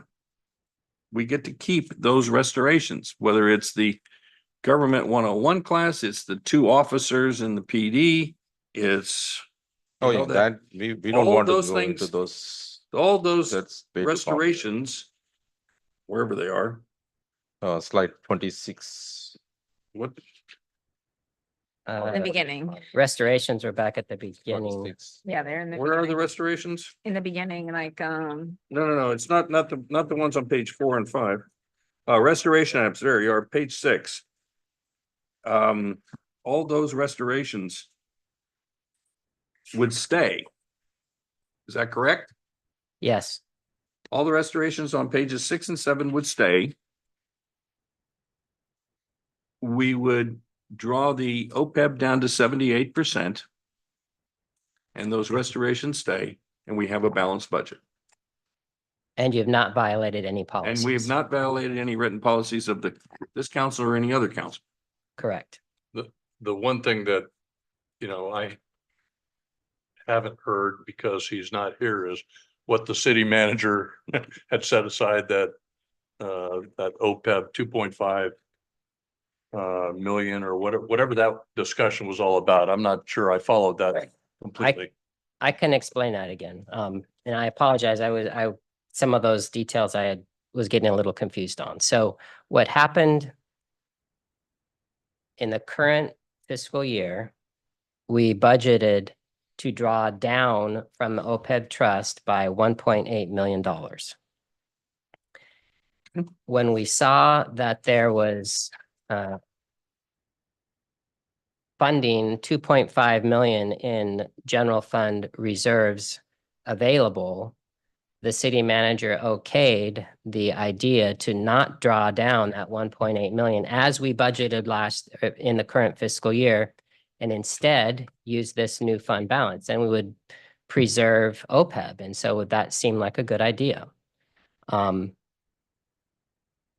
When this all came about, we thought, okay, so now if we take that additional 2.5 million, we execute the 1.8 million from OPEB in the current fiscal year as we had planned, then pay half of next year's OPEB from this additional 2.5 million, an additional $1 million, that gets us to the 3.5 million to close this new budget gap.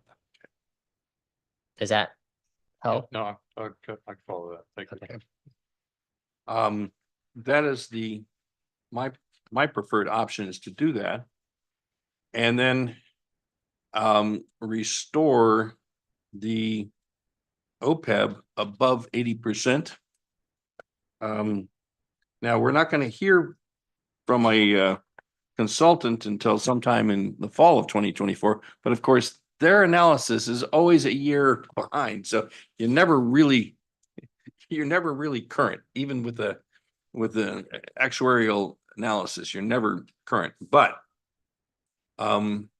if we could restore it to what we believe is 80% or above as soon as practical, that would satisfy me across the board. I agree. Marisol? We are currently on the OPEB, we're funded at, was that the 88%. 88%, right? 85 to 88% funded? And that would bring us down to 10% almost. Right. Yeah, with 36 million, you need 3.5 but I'm a million, so little- you bring about 10%. Yeah, It's a and, little under 10%, or and 10 million, or 10%, yes. what I'm a little confused is because we kind of were giving them instructions initially to come back with an assessment of what the potential investment losses might be, one option over the other. But now we're jumping to a decision without that information. Well, I can make that decision based upon my knowledge of the way we invest our reserves, our general fund reserves Yeah. are based on strictly interest-bearing things. Everything is an interest-bearing, so it is, if you go back to the days when Orange County went bankrupt, in the 90s, right? Yep. They went bankrupt, and that was because they were investing in junk bonds, among other things, some of which went bankrupt. And they lost a big pile of money, and the state passed a whole bunch of laws that restricted where cities could invest their reserves. It also requires that, was it quarterly, that the council review those things, and that's why you get a quarterly report to the finance committee and a quarterly report that's distributed in the consent calendar. That's a very conservative investment. It's currently earning in the 4 or 5% range because that's where the market is right now. The OPEB is in a mixed fund that has equities and it has bonds. It's not junk bonds, right? It can be bonds of wherever the investment advisor determines is appropriate, but I'm sure that because of the nature of their customers, these are not going to be junk bonds. They're going to be probably They are A-rated or all better? investment grade bonds. We they're can't, investment grade. yeah, our So investment we cannot compare policy- what happened in Orange County. No. Right. No. So let's stick to this one, right? But how about share with us the report? How was our return on OPEB versus what was our return on our general fund? So that information will help us, for me. I would feel Yes. better having information, actual numbers. Intuitively, I hear what my fellow council members are saying and it makes sense.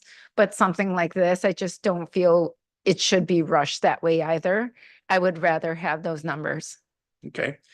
You're talking about Why the not? interest rate? Is it Yeah, the getting a Rate of sense returns? of what we're looking Rate on at. returns. You I wanna don't know want to what keep If I my could money summarize, sitting there idle and paying debt service $5 million every year. That doesn't make any sense. It's not a fiduciary for me. I want to use my money in right way with fiscal responsibilities. So in that so what, philosophy, I want to see what's the return on. what I'm hearing, and correct me if I'm wrong, what I'm hearing is the council agrees that we will take money from a reserve to plug the $3.5 million gap. There's two council members at least that want to look at the difference between the returns from the OPEB versus the returns in the PERS account. OPEB versus No, no. general fund. I mean, General No, no, General no, fund. general fund, not fund. PERS, but Yeah, not, yes, general fund, general fund. yes. Okay, I think, so we should have a special council meeting then early next week or late this week. Yeah. To decide this, because we have a council meeting coming up on June 11th. And, hopefully we would have an agreement amongst the council well in advance of that so that the staff report could reflect that. So, So you gotta do a staff report by what, Friday? well, with a 7th. special meeting. there'll be a what's the special meeting, requirement for a so special meeting, Mr. Attorney? I'm just saying for the budget, for the June 11th. You have to have budget that meeting. done by Friday, by a week from Right. this Friday. So the 7th, you have to have something in hand by the close of business on the 6th. correct, Yes, probably about right. 24 hours, right? Or take it meetings no later than. 5th. Yes. That's if you have a special meeting for what, a week from today, Well, it could be a Yours. week from today. It could be whenever then, staff, then that would be 1, 2. it could be Friday this We- week. It could be, what's the requirement for a special Okay, meeting? so it would have to be Tuesday. It would have to be a week from today so that we could get the staff report finished for the 11th. Okay. And we would be able to do that if we noticed Friday, this Friday. Okay. We could also meet on Monday if we noticed on Friday, because it's what, a 48-hour notice, Yes, we could. Okay. 36. 36 hours. So we could meet on Monday if we noticed on Friday. In fact, we could meet on Friday Excuse me? if we noticed tomorrow. I'm sorry, I'm For being corrected by the city for the clerk. special meeting, it's a 24-hour notice. 24, oh, okay, pardon me. So, I'm thinking regular We could meeting. meet on Thursday if we noticed tomorrow. Correct. Yes, okay. then it's a question of whether staff can Now, prep for that. Yes, I wanted to get the legal piece out of it so we know what the limitations are. And so I think that what the council is asking for is a special council meeting. And the scope of that special council meeting is to effectively discuss the opportunities and options related to drawing on the general fund or drawing on OPEB. Is that what I'm hearing? Correct. Okay. Do we need to vote on that, Mr. Attorney? On whether to have a special meeting? Yes, It would be It'd be easy. preferable That's fine. if we had a meeting. That's fine. If we had a vote. I'll entertain a motion. I move that we have a special meeting to have an assessment of what the risk and assessment really on the drawing on the OPEB versus the general fund in a special meeting coming up, please. Okay, I second that. okay, second, and Did you Mr. want to Armstrong? specify a date for that? what's that? Did you want to specify a date for that special meeting? No later than No later than next Tuesday. No, Next. It could be on Tuesday, but no later than Tuesday. Mhm. So can staff go ahead and schedule that, assuming that the full council will be available for You the wanna date do that it they on choose? Tuesday at like 4 o'clock? Let me, I think Does that I work? think we can, let me The check reason really I quick. say, because Give you the guys an answer. planning commission typically meets, Mhm. The planning- Debbie, no planning commission. Oh, so we could That meet should at work. regular. Tuesday afternoon. Tuesday or- afternoon Or should work. Tuesday, we could meet Tuesday evening because the planning commission is not meeting, so. Does that work for everyone else? well, Tuesday yeah. afternoon, 4 PM? We're giving you a time. I'm available. I'm Yeah, available. Tuesday afternoon, 4 PM. What do you say? Sounds like fun. Okay, that works All for right. everyone. So we will set for Tuesday, 4 PM on Tuesday, June June 4th. 4th. Okay, all in 2024. favor, Aye. say aye. Aye. Those opposed? There we go. All Thank right, you. so we will have a meeting Mhm. and we want lots of detail on the options related to OPEB and our reserve policy and the investment opportunity foregone versus the opportunity. Okay? Is that what you want, guys? Perfect. Please. That work? Thank Okay. you. Good. Thank you very much for the direction. Thank you. Okay. Gosh, that was fun. I do want to say that I am very disappointed that we had to have this discussion and that we didn't have this information a month ago. I expect better. This has never happened in 21 years I've been sitting here, or over at 22. This has never happened before where we had a significant change. And I expect better from a finance department. Your reputation is based on accuracy. And without accuracy, you have no reputation. And so I expect better in the future. Yes, agreed. Thank you. Any other comments? All Public right. comment? All right. Do we need to take Public comment? on this item? Public comment on this. We got a couple in the folders related to library hours. So while we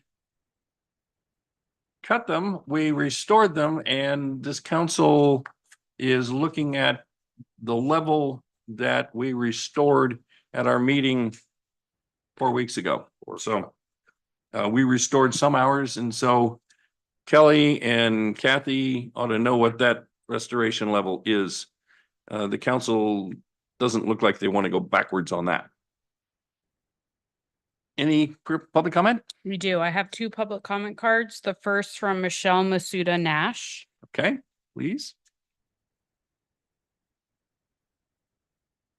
Good evening. I did hear what you just said. I want to thank you for appointing me as the San Ramon representative to the Contra Costa Library Commission. Good. And I am here to do my job. And I do want to raise up matters that are important to San Ramon residents, including myself.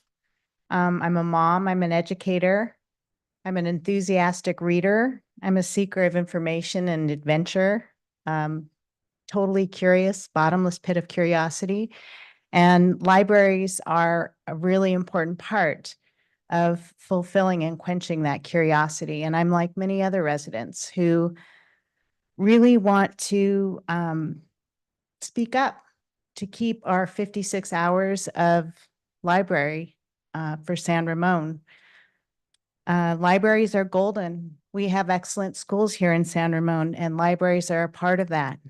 We have excellent youth programs, and I think that the former Mayor Clarkson in the beginning talked about how we are ranked number 2, but number 1 for us in family-centered, being family-centered and family-friendly, and libraries are an important part of that.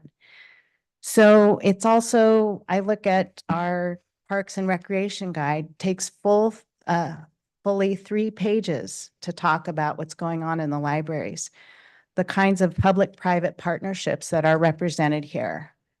All of those 56 hours are incredibly important. The morning hours, the afternoon hours, and the evening hours. If you cut hours at all, that cuts access, and that's important. So I do want to say that any hours that are cut reduce access and it undermines the infrastructure that has been very carefully and thoughtfully built. Families and children in the mornings, teens in the afternoons, seniors whenever they can get here, their access.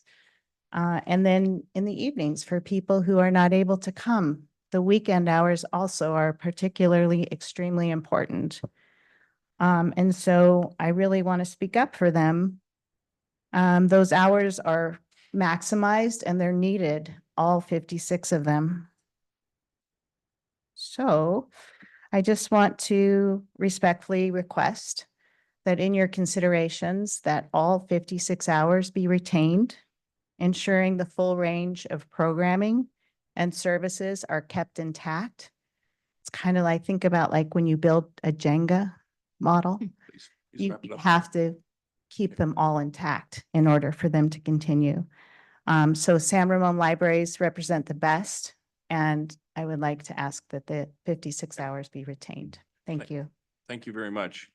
I assure you that this council agrees that retaining as many possible hours as we can is important. And it wasn't taken lightly when we had to reduce, but with a $14 million, which really looked more like a $17 million deficit, everything had to be put on the table. Thank you very much for your time. Next, Gary Shaban.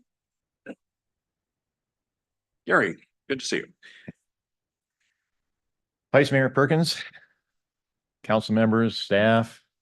I'm gonna sound like a broken record right now. Okay. Because I totally agree with you. The library isn't just the library. It's a meeting center for our youth. It's a learning center for the youth. It's a learning center for us adults. It's a planning session for my trips. It's documentaries that I go down and get the videos. I want it available all the time. I would even like more hours because it's such a huge resource for San Ramon residents, and that's who we all represent. The teens need that type of an environment. We don't even, I feel we don't even offer enough opportunities for teens to gather and to be part of our community. I think there's more opportunities for us out there that we should be looking at for the teens. Senior citizens use the libraries. I be one, I use the library. So I'm of the same opinion as Kathy that we need every single hour that we can get. We need to provide our resources to the community that needs it the most. Us that we're working and are out, not here during the week, these kids are here. They're studying, they're learning, they're getting their programs together, they're interacting. They have been, for 2 years, they were shut out from being able to get together. They need this. So the more hours, the better. That's what I'm advocating for. Please. Thank you. Thank you very much, Gary. Any other comments? That was the last request. Okay, to we'll speak. close public comment. Thank you very much for your comments. Okay, now we're on to city manager and city council members' comments, matters initiated. 10.1 discussion of cancellation of August 13 city council meeting. Mr. Cole. Good evening. To introduce this item, it is, I understand, an annual item for consideration before the council, which date in August that we would cancel. Of course, the options are August 13th and August 27th. Staff had proposed originally August 13th, based sort of just on the logic of transitioning into the fall season and keeping that August. But clearly what we would do tonight is ask council to give clear direction on which date to cancel, to deliberate, and then give that direction. Thank you. Any comments from council? Yeah, I'll just make a comment. I mean, this does personally affect me, so I'll just throw it out there. For the last 2 years, we've canceled the second meeting in August. I think during the pandemic years, we might have canceled the first meeting in August, but the last 2 years, we've canceled the second. I had, a year ago, I went ahead and set up for a 2-week trip in Europe, and I'm leaving on the 14th of August. And I don't come back until the 28th of August. So if we do cancel the meeting on the 13th and instead have the meeting on the 27th, I will miss that meeting. You'll miss all of August. Marisol, do you have a specific preference? No, I actually I think August 13th is great. That would work well, just in general. Oh, Peter? so is August 27th?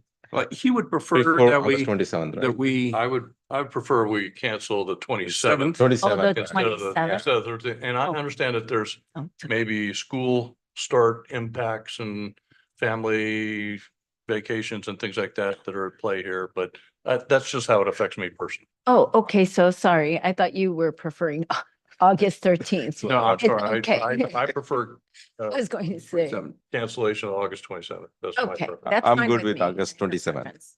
Okay, with that in mind, the council prefers to cancel August 27th. Thank you. Okay. That will make that happen. Great. Okay. Any other report from the city manager? A few items in terms of comments, of course. I'm standing in for City Manager Swadowski, who's home ill tonight. So standing in his place, here are some comments, some observations, things that are coming up. First, I'd like to recognize the incredible work done by staff in PCS, Parks and Community Services. Was my first year at the Art and Wind Festival, and I must say it was an impressive thing to see logistically and to see what was happening. It's really an impressive event. So as an outsider looking in, we should be proud of what we did there. And so I want to tip my hat to all the staff work and of course PCS for taking the lead. So I applaud them for that. We have an upcoming town hall this Thursday evening for our community. It's a continuation of everything the council has heard on financial outlook and potential revenue enhancements. That will be at the Doherty Station at 6:30. So of course, we're encouraging, it's in person, we're encouraging as many people as possible. But if not, if residents are unable to attend, we also have all of this information listed on our city's webpage, as well as watching a full presentation we did virtually. So all of that information is available. People can watch it and review it at their leisure. Which we strongly encourage. The website is, of course, the city website, sanramon.ca.gov/funding.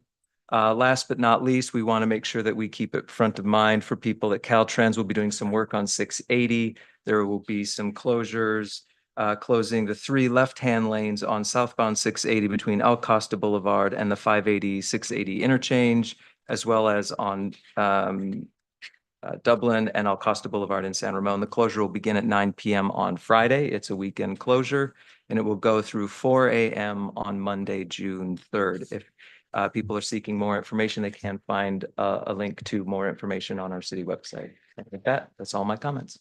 Yeah, that really impacts the travel on the San Ramon Valley Boulevard, I've noticed, as you might expect. So do we know how many weeks or how many months this is going to be? We don't know, but we certainly can ask. One of the things they did say on their website is it mitigates 40 additional or 40 evening closures by doing a full weekend like they have been. Yeah, but if residents know that, they can plan better, so. Sure. Marisol, Okay, so I'll just start. I'm sorry. Was that all you had, Scott? I'm sorry. Yes, I'm sorry. Thank you very much. Okay. So Wednesday, May 15th, along with Councilmember Armstrong and Veros, I attended Escapology grand opening. You Same. escaped. Yeah, we didn't get to participate necessarily, but we were there for the ribbon cutting for sure. A very good showing, definitely. Lots of the students from the high school also were present to participate themselves. I also attended the Arts Advisory Committee meeting that evening. We basically covered the San Ramon Arts Foundation received an update from Gary Albert. The San Ramon Arts Advisory Committee received an update from the San Ramon Arts Foundation, and Gary Albert was heading that and sort of just discussing, sort of how we can continue to work collaboratively with them.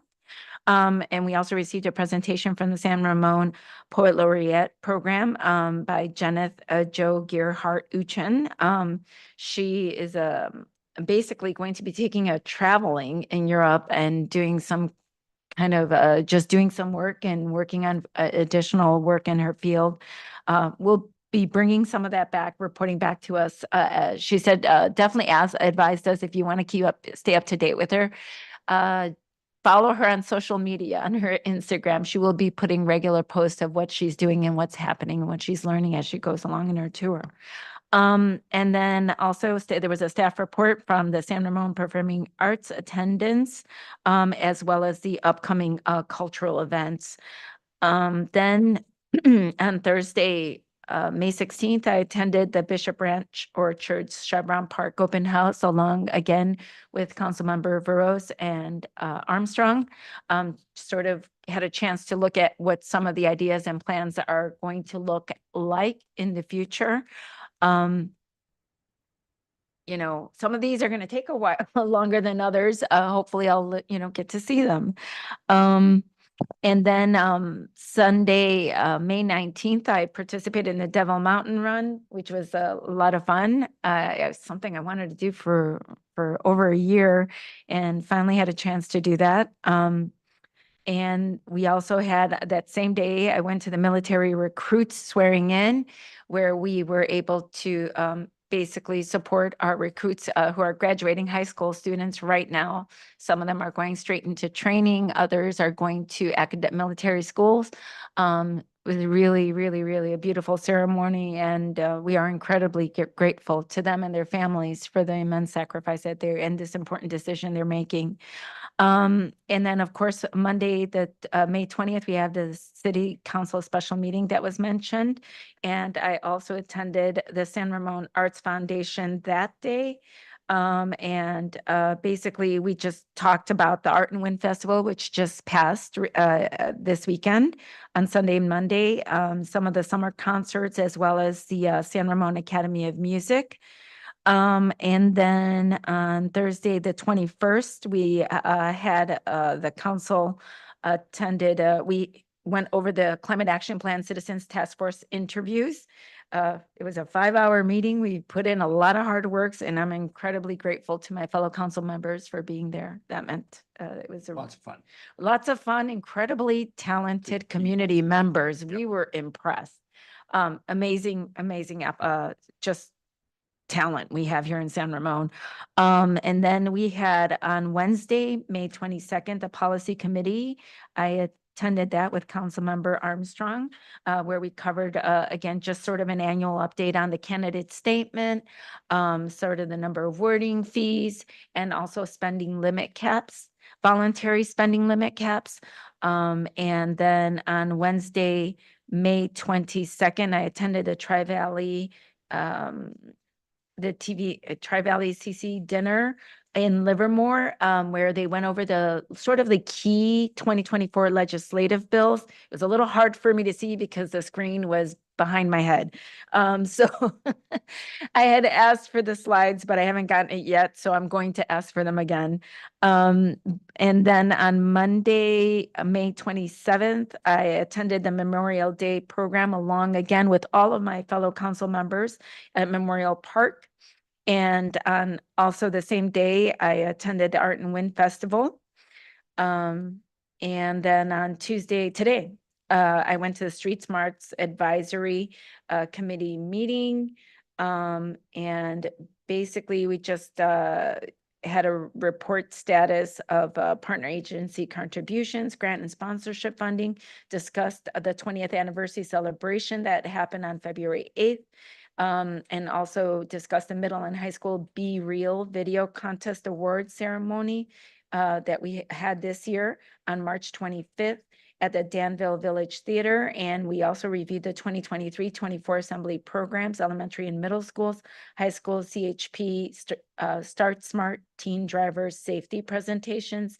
And we also reviewed the Community Bike Festival in Danville that we had on May 11, 2024 at Charlottewood Middle School, Blacktop. We're thinking right now it's probably going to be on May 17th next year because it's right in between Mother's Day and also the Memorial Day weekend. So, and likely we're considering also the Iron Horse Middle School, going back to the Iron Horse Middle School. And then also, right after that, we celebrated Mark Bullock's retirement celebration. He's been with us for quite a couple decades, it seems like, based on what I heard. And he's also part of Street Smarts, of course, and been a pivotal part of that committee. And so that's about it. Thank you. Gosh. Did you have time to sleep?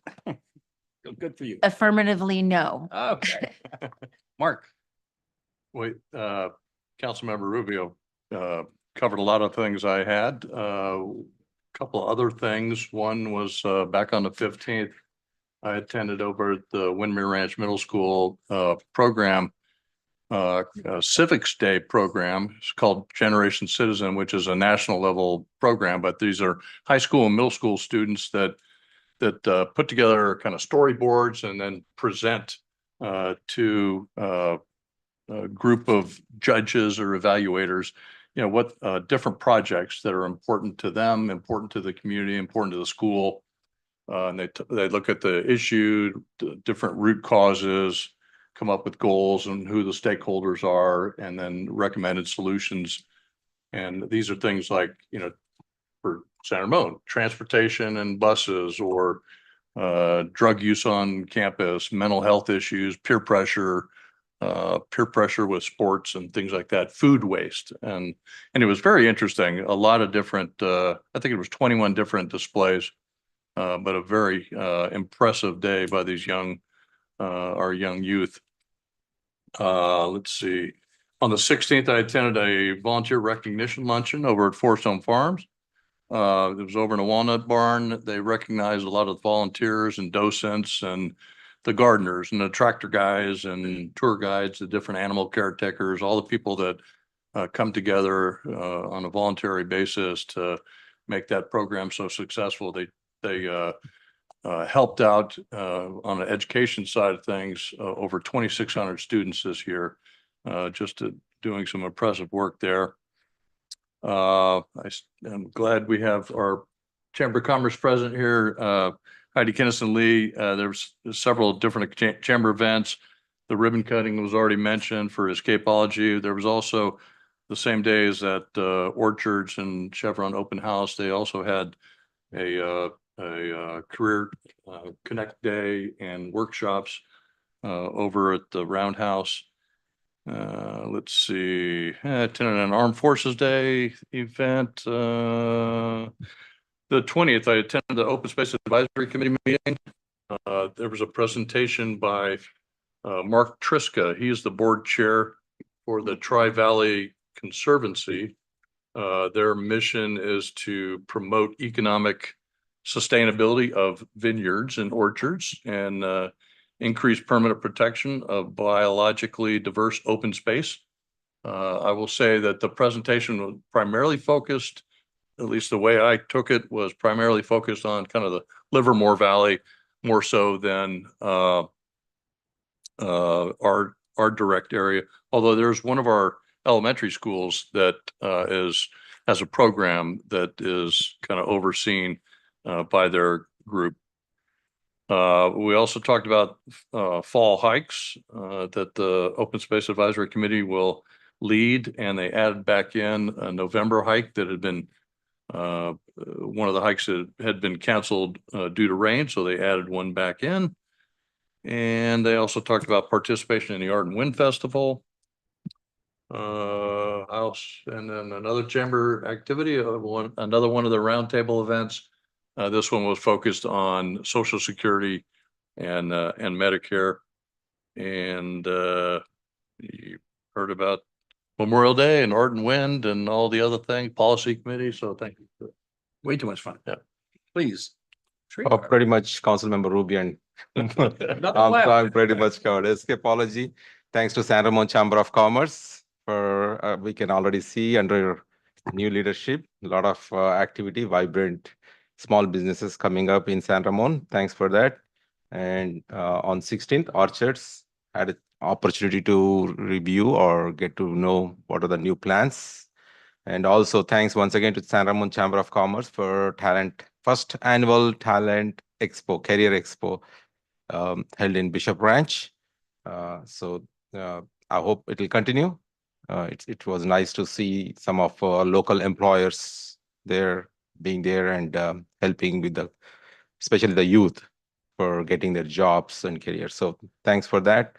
And then Sunday, San Ramon Cricket Association, along with the US Cricket Hub, this did a lot of league tournaments, final tournaments within our Tri-Valley area.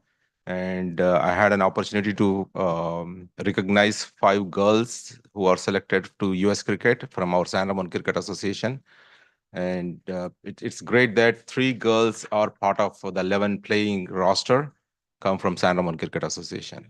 So that's a big achievement. So, and also we recognize some of the champions that won during their finals on Sunday. And then thanks to Parks and Community Services for amazing Memorial Day as well as observance, as well as for our Arts and Wind Festival. Art and Wind Festival, it's like the next level. So thank you very much for such a great work. All your department staff, I've seen like running around. I thought today I won't see Kathy.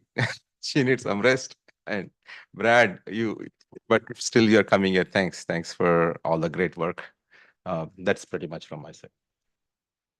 Yeah, I'll start with, I think that the Art and Wind Festival, I didn't get around much because my allergies been bothering me, but from what I did see, walking to and from the parking lot and everything, it was a fantastic day. You guys did aces on getting the right weather with just enough wind to get those kites up in the air. I saw kids with just, the funky little kites you're building there in the community center. Those kites were flying pretty good. There were some kids that had them way up there. That was a really good day. You also did a fabulous day on the Memorial Day activities up at Memorial Park. I thank you for all the work that went into that. And next year we'll have Space Force flag. Yes, we do have an armed forces service now called Space Force. So we need to have their flag. They played their anthem. I kind of expected the Star Wars Imperial, but that's okay. Things that I've done is the CCTA, that's the Contra Costa Transportation Authority board meeting. We did Measure J funds. They're going to do an organizational assessment. Measure J, we get a big pile of money, and the only way you get that money is by meeting their Measure J checklist on growth management. And so we reviewed that for some other cities and awarded their money. Went to the MCE, Marin Clean Energy board meeting. Lots of interesting things going on there. One of the really interesting facts that was presented on May the 7th at 8:30 p.m., 27% of the power on the grid came from battery storage. That is enormous. It's 7.2 gigawatts were put onto the grid from batteries. MCE no longer does new contracts for solar that don't include battery storage. And the reason is because in the middle of the day, from 10 a.m. to 4 p.m., particularly during the spring, there is more power on the grid than there's demand for that power because the sun's shining, and in May, the temperatures are modest, so the demands during the middle of the day aren't that great. They're shunting power off to other states, and then they're putting that power into batteries. We had, in that time period from March to this meeting in May, 61 out of 69 days, 100% of the power needed by CalISO, which is the one that distributes power, 61 out of 69 days, there was at least a half-hour period where 100% of the load was carried by renewable energy. That's fantastic. But it also tells us that we don't need a lot more solar because it's already there. Also went to the Traffics Board meeting. We got our audit from Mays and Associates. There were no findings. The pass sales are going well. Interesting, the Monte Vista High School buses sold out in 2 minutes. 2 minutes, and they all have wait lists from a minimum of 28 students to 58 students, and the buses only carry 51 students. So Monte Vista is big deal. There's a new route that goes from Golden View down to Cal High. And if it doesn't sell out with Cal High students, they're going to open it up to Iron Horse students because that's one of their stops is to pick up Cal High students there from that development across the street. They only received 4 complaints, even though they had a 33% price increase. That price increase was because the vendor had a 30% price increase. So that was my meetings, also Memorial Day interviews. Thank you for those are really good people that we interviewed, and we have a committee of 7 persons, and they will be functional with 7 persons, I think, just fine. Making it twice that size wouldn't have made it better, I don't think. So those 7 people will work to get the climate action plan in place, and then they'll work on what could a long-term committee look like. So interviews, Art and Wind Festival, Memorial Day, busy time, and I want to thank everybody for all their work that went into all of that. It was fabulous. And is there anything else from council or staff? With that, what? Well, I was just gonna say that bus route, Yes. Golden View that stops behind, it'll stop behind Cal High, as I understand it, Yes. on Mangos. Yes. Kind of across the bridge there. So Yes. hopefully that'll reduce some of the traffic congestion back there as well. Yes. Yeah, so the student pickups are all generally at least a mile from their destination, because it doesn't make much sense to pick up students that are only a half mile from their destination. Okay, with that, we will adjourn the meeting till June 11th. No, we'll meet next week on a special meeting next week. That will be on